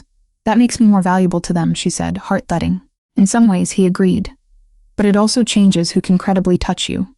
There's a difference between going after a convenient asset and going after someone everyone recognizes as the center of a man's world. The first is opportunistic. The second is an act of war. Not everyone on the O'Sullivan side is eager to pull that trigger. Sophia thought of the phrase from the intercepted messages he'd shown her. Leverage the translator, a clinical term for something ugly. Does this mean last night accelerates whatever you were planning with them? She asked. It forces the issue. Anthony leaned back, stretching his injured arm carefully. We were already moving toward a sit-down. They've been pushing on the edges of my territory for months. This, he gestured upward toward where her destroyed bedroom sat in ruins, is them testing how far they can go. And your answer is, we meet on neutral ground, public enough that nobody can pull a stunt without witnesses, controlled enough that security can do its job. We clarify lines. We lay out consequences. We, she echoed. Me, he hesitated. And this is where you get veto power, possibly you. Her head snapped around. You want me there? No, he said bluntly. I don't want you anywhere near them. I want you locked underground until this is over. He huffed out a breath. But that's emotion. Strategically, having you visible at that meeting changes the calculus. How? Right now, they're guessing how much you matter. If I show up at a negotiation with you beside me under obvious guard, it sends a message. This is not a piece you get to move without inviting everything that comes with it. It also puts a face to the abstraction. Makes it harder psychologically to talk about you like an object when you're sitting 10 feet away breathing. You're trying to guilt trip a Mafia rival, she said slowly. I'm trying to play on every human instinct available, he corrected. People behave differently when they have to look the person they're threatening in the eyes.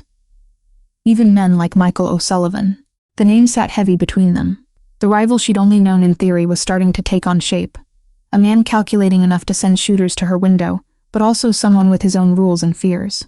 And if I say no, she asked quietly, if I say I won't be paraded into some meeting so you can send a message. Then we find another way, Anthony said immediately.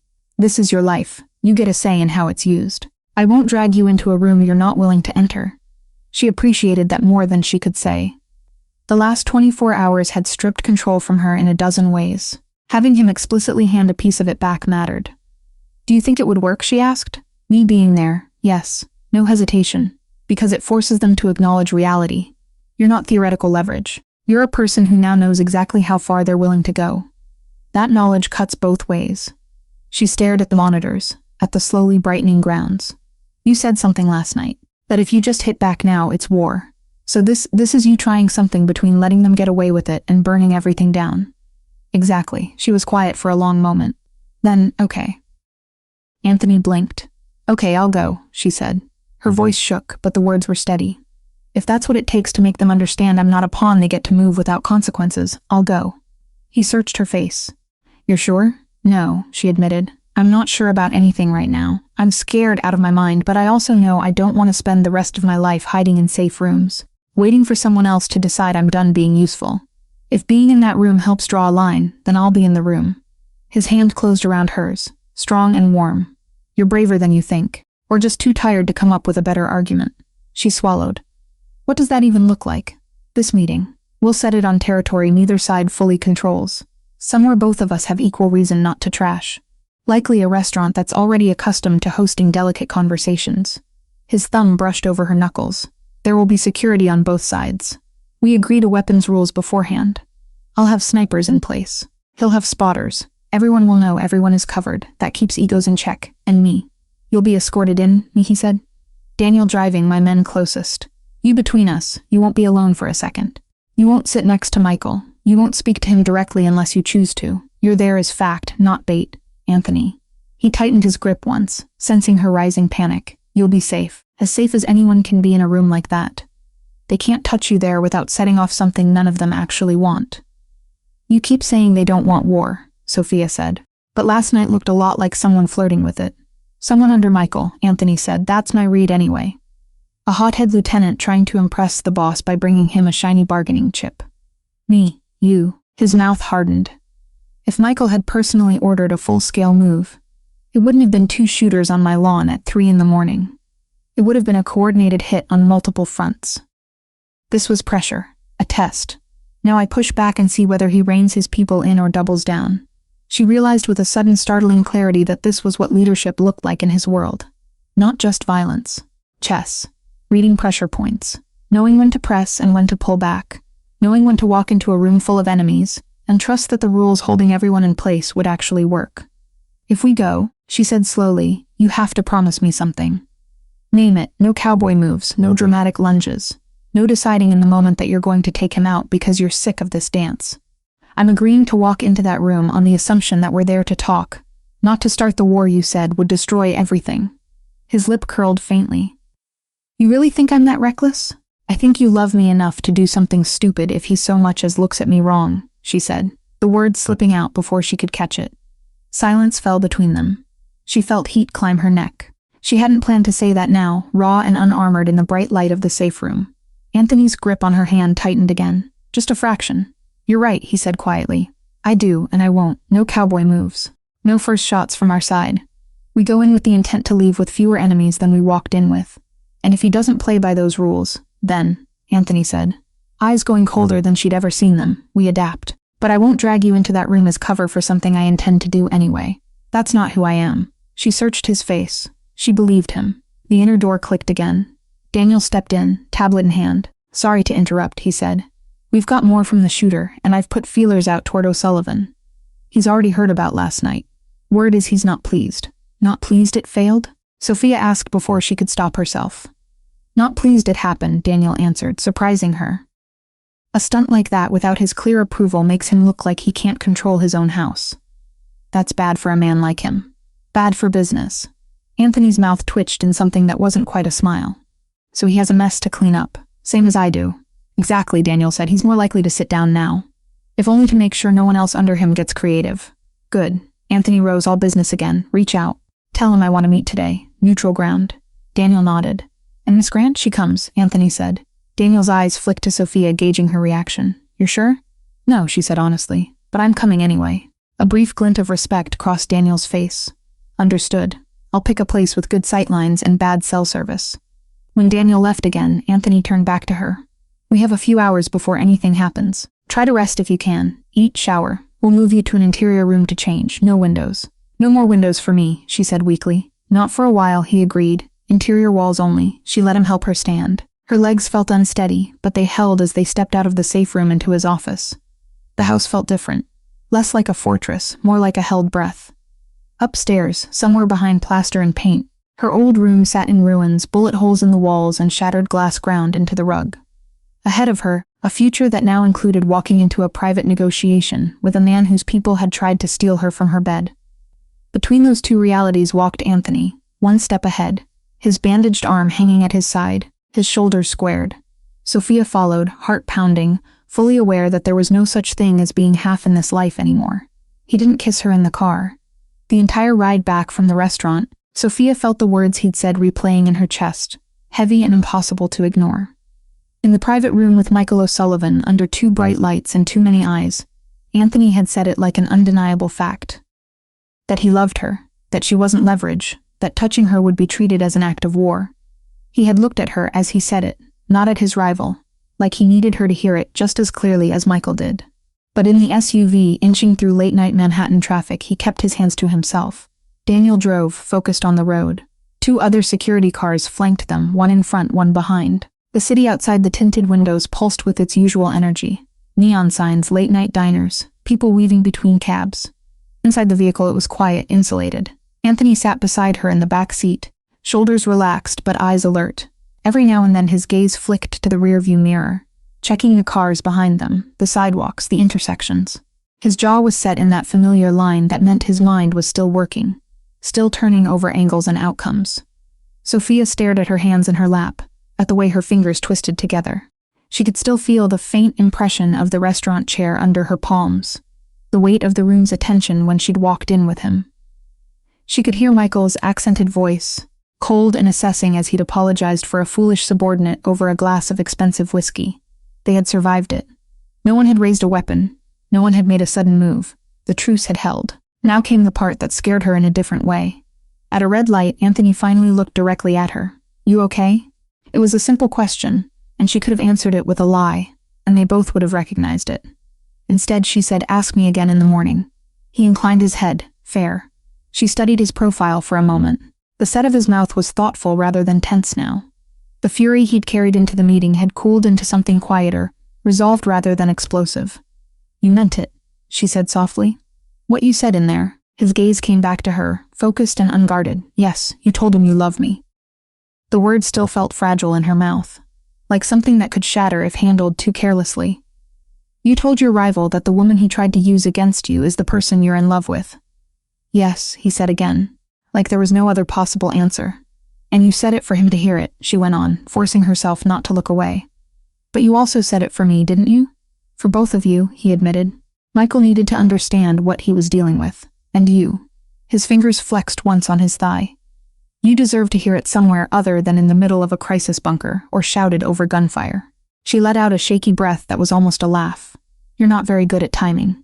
"I'm learning," he said dryly. The light changed. The SUV moved forward. Sophia watched their reflection slide along the dark glass of a storefront.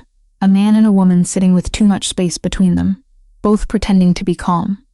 "When we get home," Anthony said after a moment, "we're going to have one conversation before we talk about anything else. Before I get dragged into calls and debriefs and security briefings." "One conversation," she repeated. "About what?" "About everything," he said. "About what you want. About whether you're still in this. About what this even is." His mouth twisted. "That deserves to happen without Michael O'Sullivan watching me like a hawk from across a table." Her heart did a strange, complicated thing. Okay. The mansion was quieter than she'd ever seen it when they pulled through the gates. Security was visible now in a way it hadn't been before. Men at the perimeter, more cameras, subtle changes in how vehicles were checked as they entered. It felt less like a home, and more like a command center that happened to have marble floors. Daniel pulled up under the covered entrance and put the SUV in park. "We're clear," he said, glancing back. "No tails." "Good," Anthony answered. "Get some sleep. We'll debrief in the morning." Daniel's gaze flicked to Sophia, a brief, respectful nod. "You did well in there," he said. "Most people without training wouldn't have lasted 5 minutes at that table." "Thank you," she said, meaning it. Inside, the house swallowed them with warmth and soft lighting. It smelled like whatever Lucia had been cooking earlier. Faint traces of garlic and tomato and something sweet. For a moment, as they walked down the hallway toward his office, Sophia could almost pretend they'd just come back from a normal dinner date. It was the almost that hurt. Anthony opened the door to his office and gestured for her to go in first. When the door clicked shut behind them, the rest of the house seemed to fall away. The room was lit by the lamp on his desk, casting everything in amber. He didn't go behind the desk, didn't sit in his usual chair. Instead, he stopped in the middle of the room and turned to face her fully. "Sophia," he said quietly. There was something in his voice that made her straighten instinctively. "This is the part where you ask if I change my mind," she asked, intending to make a joke of it and failing. The words came out too thin. "No," he said. "This is the part where I make sure you know exactly what my mind is." He closed the distance between them until he was standing just in front of her. Not too close, not quite touching. The restraint made her want to grab his shirt and erase the space. "You asked me the night of the selfie if this was jealousy," he said. "If I was reacting to the idea of someone else seeing you instead of actually wanting you." "I remember," she said. "At the time, I didn't answer that very well.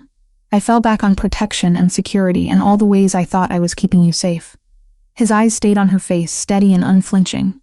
"That wasn't the whole truth. The truth is simple. I love you. I'm in love with you. I have been for a long time." She swallowed hard. "Since when?" "The 3rd week you worked for me," he said without hesitation. "You corrected a translation that would have cost me a lot of money and a lot of face. You were nervous about telling me I was wrong, but you did it anyway, because getting it right mattered more to you than whether I liked it." His mouth softened slightly at the memory. "I went home that night, more rattled than I'd been in years. I told myself it was because I'd almost signed a bad contract. It took weeks before I admitted to myself that it was because of you." Her throat tightened.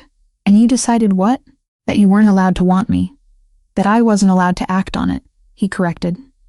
"Wanting you was unavoidable. Acting on it meant pulling you into this world in a way you hadn't consented to. It meant making you a target instead of someone the O'Sullivans only suspected might matter. And now I am one anyway," she said softly. "A target because they escalated." His jaw hardened. 'Cause they broke rules that were supposed to hold tacitly between us. They came into my home and tried to take you out of your bed. That changed things. In what way? In the way that any illusion I had about protecting you by keeping you at arm's length is gone. He exhaled slowly. You're in it, Sophia, through no fault of your own. That wasn't your choice. What is your choice now is whether you want to be in it with me. She let that sink in. He wasn't pretending anymore. Not hiding behind professionalism or security concerns. He was putting the question in the middle of the room and waiting for her to pick it up. That's what tonight was about for you, she realized. Not just sending a message to Michael. Proving to me and to yourself that you're not going to hide me in the shadows while you pretend I'm expendable. Yes, his voice softened. I wanted him to see that if he touched you, he'd be touching me, not just my operations, me. And I wanted you to hear without sirens or gunshots or adrenaline that I'm done lying to myself about how I feel. Silence stretched between them. Sophia's heart hammered, but there was a strange calm underneath it. Like her mind had finally caught up to where her body had been for weeks. You asked me in the safe room if I wanted out, she said. If this was too much, if I needed to walk away. That was the one thing you never asked me in your office in the beginning when you kept me at a distance. You made that decision for me back then. I did, he said. I convinced myself I was doing it for your good, that choosing for you was the only way to keep you safe. I was wrong, and now, she pressed. If I said right now that I can't do this, that it's too dangerous, that I want to go to Boston and pretend I never met you, would you let me? His eyes closed briefly. When he opened them again, they were raw. Yes, he said. I'd hate it. I'd fight it internally every second, but I'd let you go. I'd move heaven and earth to make sure you were protected wherever you went. I'd reroute resources, put people on you who never show their faces. You'd never see me again, but you'd be safe. The ache in her chest sharpened. He meant it. That was the worst part. He would let her walk away if she asked, would break his own heart and build her a fortress somewhere else. Because he decided that was what loving her required. It would be easier to leave, she realized. Simpler, cleaner. No meetings with dangerous men, no safe rooms, no waking up to gunfire. Just a new city, a normal job, a life where her biggest concern was whether the subway made her late. You talked about being selfish, she said slowly. About bringing me into this house because you couldn't stand the idea of me leaving. You know what's selfish on my side? What? Wanting you anyway, she whispered. Knowing what this life looks like now. Knowing what last night felt like. And still wanting a future that has you in it. That's not rational. It's not sensible. But it's real. He took half a step closer. Sophia, you asked me earlier if I was still in this, he said. If I still felt the same after hearing bullets come through my window. I'm still here. I went into that meeting with you. I watched you sit across from a man who would have happily used me against you, and I didn't run. That has to count for something. It counts for everything, he said quietly. She drew in a shaky breath. I love you too. The words landed between them like a physical thing. Anthony looked like someone had punched the air out of his lungs. For a second, he didn't move. Then very slowly, his composure cracked. Not in any dramatic way. No tears, no collapse, just a subtle softening of his entire face, a naked relief that made him look younger, less carved from stone. Say it again, he asked. His voice was rough. Please, I love you. The fear didn't go away when she said it. Neither did the awareness of what that meant, of what it would cost. But the truth was solid under all of that. I have for a long time. I tried to stop. I tried to move on. I tried to take a job in another state to make this easier on both of us. None of it worked. He closed the last bit of distance between them and lifted his hands to her face, fingers framing her jaw, thumbs brushing along her cheekbones. You understand what you're choosing, he said. The danger, the instability, the nights like last night. I understand enough to know it's not going to be easy, she said. And I also understand that every time I imagine leaving, it hurt more than the idea of staying and being afraid. He kissed her then. It was nothing like the stolen moments in the kitchen or the desperate collision of mouths in the safe room when they'd thought the world might end. This kiss was deliberate, slow, his lips on hers firm and reverent, like he was sealing something rather than testing it. Sophia rose onto her toes, hands fisting in the front of his shirt, pulling him closer. His fingers slid into her hair, deepening the kiss in gradual increments, giving her room to breathe or pull back or change her mind. She didn't. When they finally broke apart, breathing slightly faster, his forehead rested against hers. His hand stayed in her hair, thumb stroking the sensitive skin just behind her ear. I need to make you another promise, he said quietly. 2, actually. Okay, she whispered. First, he said, I will never lie to you about danger to make you more comfortable. I won't tell you you're safe when you're not. I won't minimize threats, because I'm afraid you'll leave if you see them clearly. If something is coming, you'll know. She nodded, swallowing hard. And the second? The second is that loving you doesn't erase what I am. His voice stayed gentle, but the words were iron. I won't pretend this life is something it isn't. I won't tell you fairy tales about getting out clean in a year or two. I have legitimate businesses now. Yes. But the parts of my world that draw men like O'Sullivan don't disappear because I want them to. If you stay, if we build something together, it's inside this reality, not some fantasy version of it. Sophia met his gaze. Then I need to make you a promise too. He waited. I won't punish you for what you can't change, she said. I won't pretend I didn't know what I was signing up for and then hold it over your head every time something scares me. She drew in a breath. But I also won't stop calling you out if you hide behind. That's how it is to avoid doing better where you can. His mouth curved slowly. You're going to be trouble. You knew that when you fell for me fixing your translations, she shot back. True, he conceded. He kissed her again, softer this time. And when they parted, he didn't move far. His hands slid down to rest lightly at her waist, fingers splayed. So what does this usually look like now? She asked. Day to day. Messy, he said honestly. There will be days when it feels normal. Breakfast in the kitchen, you working on translations, me yelling at contractors. There will be days when the phone rings, and I have to leave in the middle of dinner. Nights when security wakes us up, because someone did something stupid 3 boroughs over and it ripples back here, and me. You, he said, will not be a ghost in this house anymore. Everyone already knows you're here. After tonight, they know exactly what you are to me. You'll still work if you want to translate, right? Whatever path you carve out. You'll have security shadowing you in ways that will annoy you and sometimes scare you. You'll have a say in decisions that affect your safety. You'll see parts of this world most people only read about. You make it sound like a job description, she said wryly. In a way it is, he admitted. Not a job, a role. The person at my side in this life isn't ornamental. It's not just about feelings, it's about trust, about judgment, about being willing to tell me when I'm being an idiot. You are an idiot sometimes, she said. I know. His gaze softened again. That's one of the reasons I need you. The weight of what he was offering settled over her. Not a fairy tale, not a rescue. A partnership built in a dangerous world, grounded in hard truths and complicated logistics. Her mind flickered briefly to Ryan in Ohio, to the promise of Boston, to the version of herself who might have taken that job and never woken to gunshots, or sat across from an Irish mobster in a restaurant. That version lived in a universe parallel to this one. Forever out of reach now. This doesn't mean I won't get scared, she said. I expect you to get scared, he answered. If you weren't, I'd be worried. And it doesn't mean you get to make unilateral decisions for my own good anymore, she added. If you're going to change our lives in a major way, I get a vote. He nodded. You have my word on everything. She pressed on. Everything that touches you, he said. I can't promise you a seat at every business discussion. Some things are ugly in ways you don't need in your head. But if it affects your safety, your freedom, your life, you're in that conversation. No exceptions. She believed him, not because she thought he was incapable of messing up, but because he was being deliberate now. Conscious. Choosing openness where he'd once chosen distance. Okay, she said again, the word heavier now. Then I'm in with you in all of it.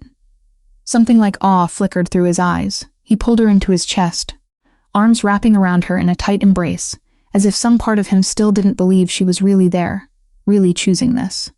She pressed her face against his shoulder, inhaled the familiar mix of soap and cologne, and something uniquely him. They stood like that for a long time, the outside world pressing against the windows.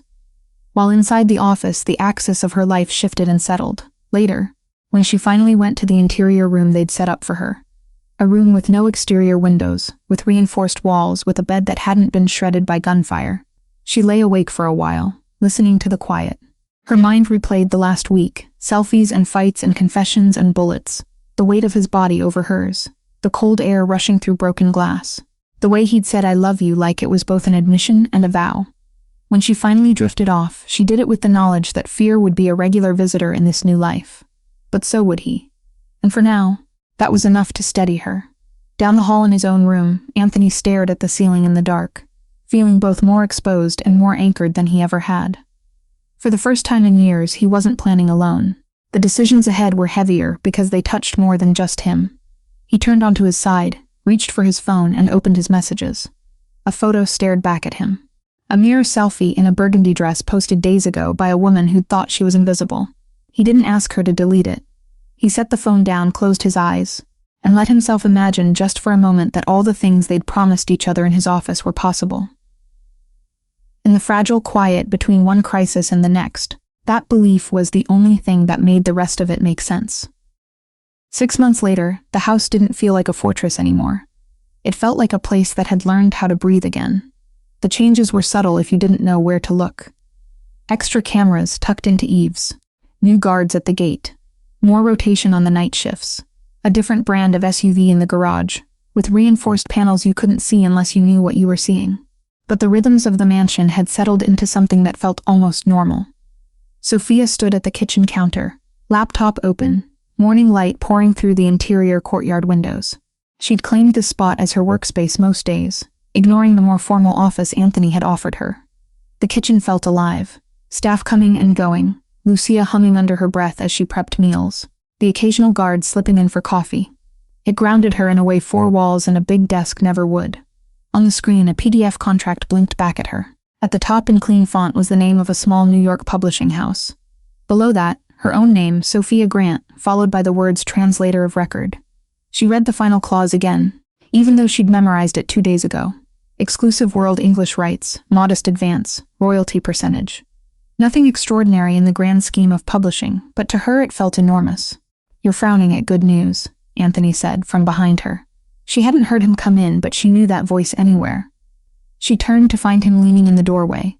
White dress shirt rolled to his forearms. Dark slacks, no tie yet. Morning suited him. It softened the edges of the man who spent his nights putting out fires. "I'm not frowning," she said. "I'm processing." He pushed off the doorframe and crossed the room, coming to stand beside her.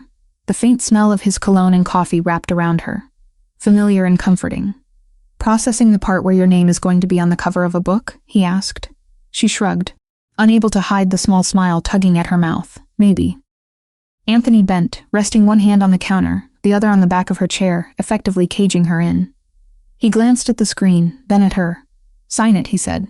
"You earned this. You read the whole thing?" She asked twice, his mouth curved, very boring. "No hidden clauses about selling your soul to the Irish or stipulations that you must cease all association with dangerous men." "Tragic," she murmured. "Those are my favorite clauses." He kissed the top of her head. The gesture was easy now in a way it hadn't been months ago. Affection no longer felt like something snatched in stolen moments. It was woven through their days. Touches at breakfast, quick kisses in hallways, fingers brushing in passing. "Are you nervous?" he asked. "Yes," she admitted, but in a good way. The kind of nervous that means something matters. "Then that's the right kind," he straightened. "You should tell her today. She'll want to know." "Her who?" Sophia asked, even though she already knew. "My sister," he said. "Valentina. She flies in today. It would be a shame if you waited until she was here 5 minutes before dropping by the way I'm getting published." "Right." Sophia's stomach fluttered with a very different kind of nervousness. No pressure, or anything. Just meeting your sister who thinks you're a semi-respectable businessman and not. She gestured vaguely. "You." "I told her the truth," he said. "My version of it, enough that she understands the world she's coming home to. She's not fragile, she's stubborn. You'll like her." "She's your sister," Sophia said. "I'm terrified." "You faced down Michael O'Sullivan across a table," Anthony reminded her. "Valentina is easier. She doesn't carry a gun. She just carries very strong opinions and a stethoscope. That's not comforting." He reached past her and tapped the screen. "Sign the contract. Then we'll worry about my sister judging me." She took a breath, clicked where indicated, and watched her name rendered digitally at the bottom of the document. It felt anticlimactic for something that changed so much, and yet so little at the same time. "There," she said. "Done." Anthony's hand came to rest on the back of her neck, thumb skating gently over the base of her skull. "I'm proud of you." She tilted her head back to look at him. "You helped." "I didn't translate those chapters," he said. "I didn't stay up until 2 a.m. arguing with 19th century Italian syntax." "No," she conceded. "But you did read every version and pretend you weren't enjoying it." "I didn't pretend," he said. "I was enjoying it. Your voice comes through even when it's someone else's words." Warmth spread through her chest at that. There had been a time when she doubted she had a voice at all. Now between his world and her work, she was starting to believe she had several. The house phone on the wall buzzed. Lucia answered, listened, then turned toward them. "Gate says your 9 o'clock is early," she said to Anthony. "He's at the front, of course he is," Anthony muttered. He kissed Sophia once more. "Quick and soft, duty calls. Save me a copy of that contract, I'm framing it." She rolled her eyes. "That's weird. I'm a weird man." He winked at her and left, the door swinging shut behind him. Several hours later, the weirdness of their life reasserted itself in a very different way. Sophia was in the library when the alarm on her phone buzzed. A benign everyday chime she'd set herself, not the piercing tone of the security system. It read Anthony's car check. She frowned, momentarily confused, then remembered. 2 weeks ago, after a particularly unsettling briefing about improvised explosives being used in Europe, Daniel had suggested randomizing vehicle checks before Anthony left the compound. Not because there'd been a specific threat, but because it's what smart people do when dumb people get creative. The randomness was key. Different days, different times, different cars. Today, apparently, had come up. Sophia closed her book, Italian poetry this time for fun rather than work, and headed toward the garage level. She passed 2 guards who nodded respectfully, their presence so common now it barely registered. 6 months ago, knowing there were armed men in every hallway would have set her on edge. Now it was just Tuesday. The garage was cool and smelled faintly of motor oil and new tires. Anthony stood near the black sedan he used for most of his city appointments. Jacket off, sleeves rolled. He and Daniel were in tight conversation, their posture taut. "What's going on?" Sophia asked, slowing her steps. Both men looked up at her. Daniel's expression was a controlled blank. Anthony's was not. There was a line between his brows she recognized. One that only appeared when something had tripped his internal alarms. "Stay there," he said. She stopped immediately. Old habits from the shooting night hadn't gone anywhere. Daniel gestured toward the car. Routine inspection picked up something odd under the chassis. Weight differential. Magnetic signature. "We called in the techs. They found this." He pointed to a small metallic device resting on a cart a good 20 feet from the nearest vehicle. It was about the size of a paperback book. Matte black with a mess of wires and a blinking red light that made Sophia's skin crawl. "Is that?" "Yes," Anthony said, "or at least it was. It's inert now. They've disabled the trigger, but it's a bomb." She felt oddly calm. The panic she might have expected didn't crash over her the way it had with the gunfire. Maybe because this time it hadn't gone off. Because they were standing here intact, having discovered it rather than survived it. "Do we know who?" she asked. "Not yet," Daniel said, "but we will. There aren't many groups with both the nerve and the know-how to plant that under your car on this property." "The O'Sullivans?" Sophia asked. "Unlikely," Anthony said. "We have an agreement. This is the kind of sloppiness Michael can't afford. If he wanted to break the truce, it wouldn't be like this." Sophia thought of the names she'd learned over the past months, the organizations that floated at the edges of their world. Russians, Albanians, cartels, people whose operations intersected with Anthony's in complicated webs of territory and money. "So someone else wants your attention," she said. "They didn't get the memo that you're busy keeping an Irish truce." "Everyone wants attention," Anthony muttered. "Some just ask for it with bombs instead of meetings." Boss Daniel cut in. "They're sweeping the rest of the fleet. We'll have an answer on whether this was a one-off or a more enthusiastic installation soon. For now, we're locking down vehicle movement." "Do it," Anthony said. He looked back at Sophia. "You're not leaving the property until I say otherwise." She lifted an eyebrow. "Because of that?" "Yes. What if I promised to wear a helmet?" His mouth twitched unwillingly. "Not funny. Little bit funny." He closed the distance between them in 3 long strides. "Sophia." She sobered. "Okay, I won't argue. I like not exploding. It's become a new hobby."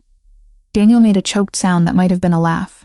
"I'll let you know when we have something concrete," he said, then moved away, already barking orders into his radio. Anthony took her hand, fingers sliding between hers. They walked back up to the main floor together, leaving the cool garage and its ugly discovery behind. "You're not freaked out," he observed as they reached the hallway. "I am," she said, "but it's a different flavor than last time. Less blindsided."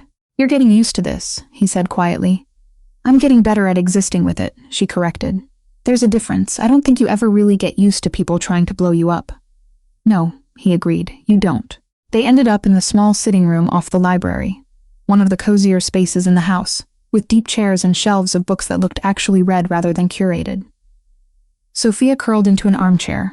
Anthony sat in the one opposite, elbows on his knees, hands steepled. "So," she said after a minute.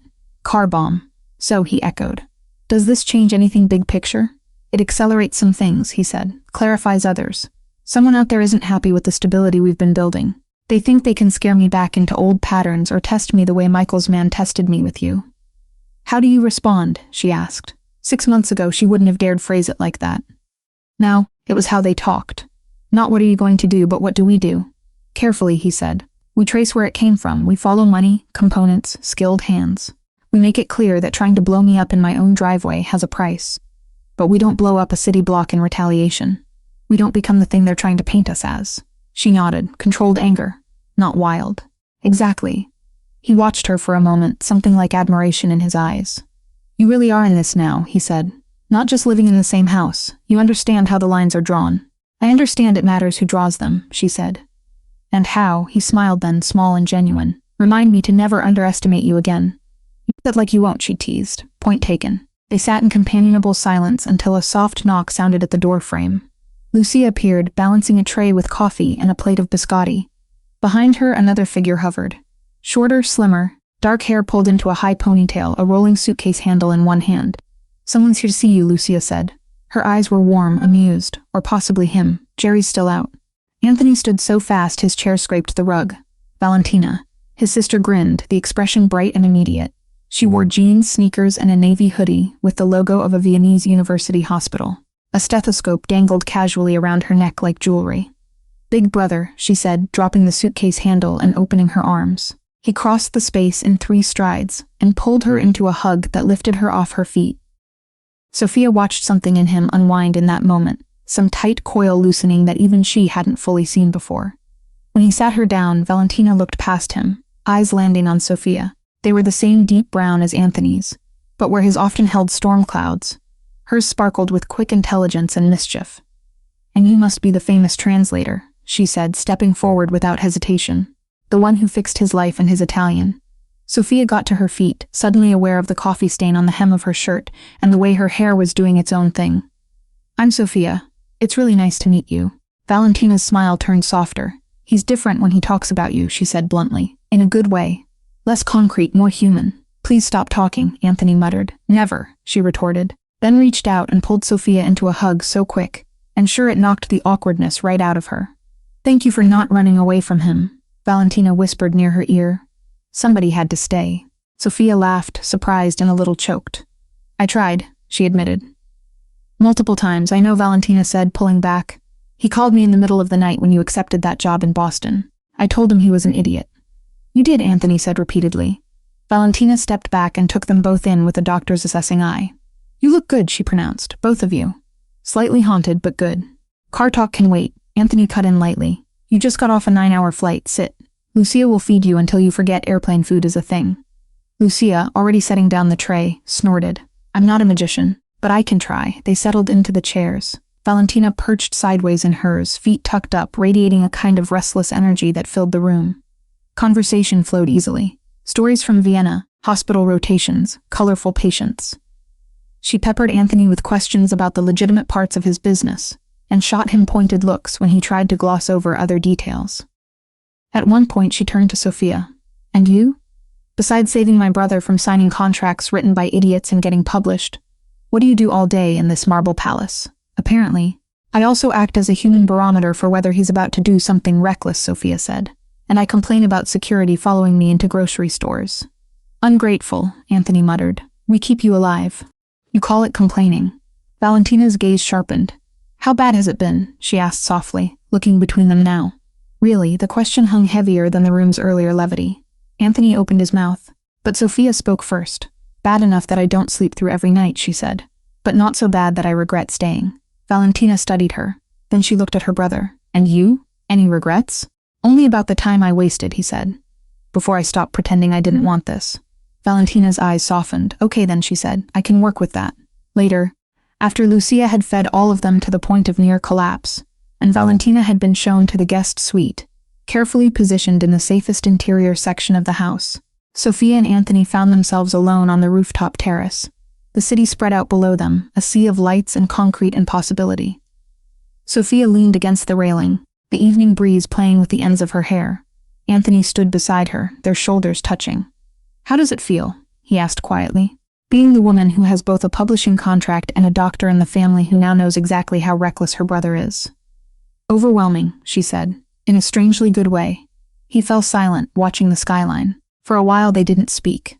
The hum of traffic far below, the occasional distant siren, the murmur of the city going about its life, they all blended into a kind of white noise. You know, he said at last. 6 months ago, if someone had told me we'd have peace with O'Sullivan, averted a bombing, brought my sister home, and you'd have a book deal, I'd have assumed they were selling something. Like hope? She asked. Like delusion, he said. Hope wasn't really in my vocabulary back then. And now he turned his head to look at her. Now I have you correcting my grammar and telling me I'm being dramatic when I deserve it. You often deserve it, she said. He smiled, then sobered. We're not done. There will be more nights like the ones we've had. Different enemies, new angles. This isn't a happily ever after. It's a work in progress. You mean life, she said, yes. He reached for her hand, lacing their fingers together. You still okay with that? She looked out at the city. Somewhere out there, other lives were unfolding. Simpler, maybe, or just complicated in different ways. She thought of her younger self sitting in a cramped apartment, with a translation gig and a crush on her boss, convinced she was invisible. She thought of the woman who'd posted a mirror selfie as both a test and a farewell. I'm not sure okay is the right word, she said slowly, but I'm here on purpose with you. That feels like the only thing I'm certain about. That's more than I ever expected, he said quietly. Down below in the glow of the mansion's windows, Lucia moved through the kitchen, probably prepping breakfast for the next morning. Somewhere on the property, Daniel checked a perimeter camera, scanning for patterns no one else saw. In a guest room, Valentina texted friends in Vienna that she had arrived, and her brother was less of a robot than advertised. Earlier, she'd finally made the call she'd been avoiding. Ashley answered on the first ring. A rush of relief and fury tangled together in her voice. Sophia kept it simple, safe. She promised she was all right, and promised again that she hadn't vanished on purpose. When Ashley's anger broke into shaky laughter, Sophia found herself laughing too. Damp-eyed and grateful, they set a date for coffee in a crowded cafe. Soon somewhere public, somewhere normal, somewhere Daniel could watch without being seen. Anthony had agreed without hesitation, because protecting Sophia didn't have to mean erasing everything that had once been hers. Life kept moving. Threats would come and go. Deals would be made and broken. Somewhere out there, someone was probably already sketching out the next stupid idea involving Anthony Rinaldi's name. But up here on this terrace with the city laid out before them, Sophia let herself lean into him, resting her head on his shoulder. His arm came around her automatically, fitting like it had always been meant to be there. I spent years trying not to be seen, she said softly, thinking invisibility was safer. That if no one really looked at me, nothing bad could happen. And now, he asked.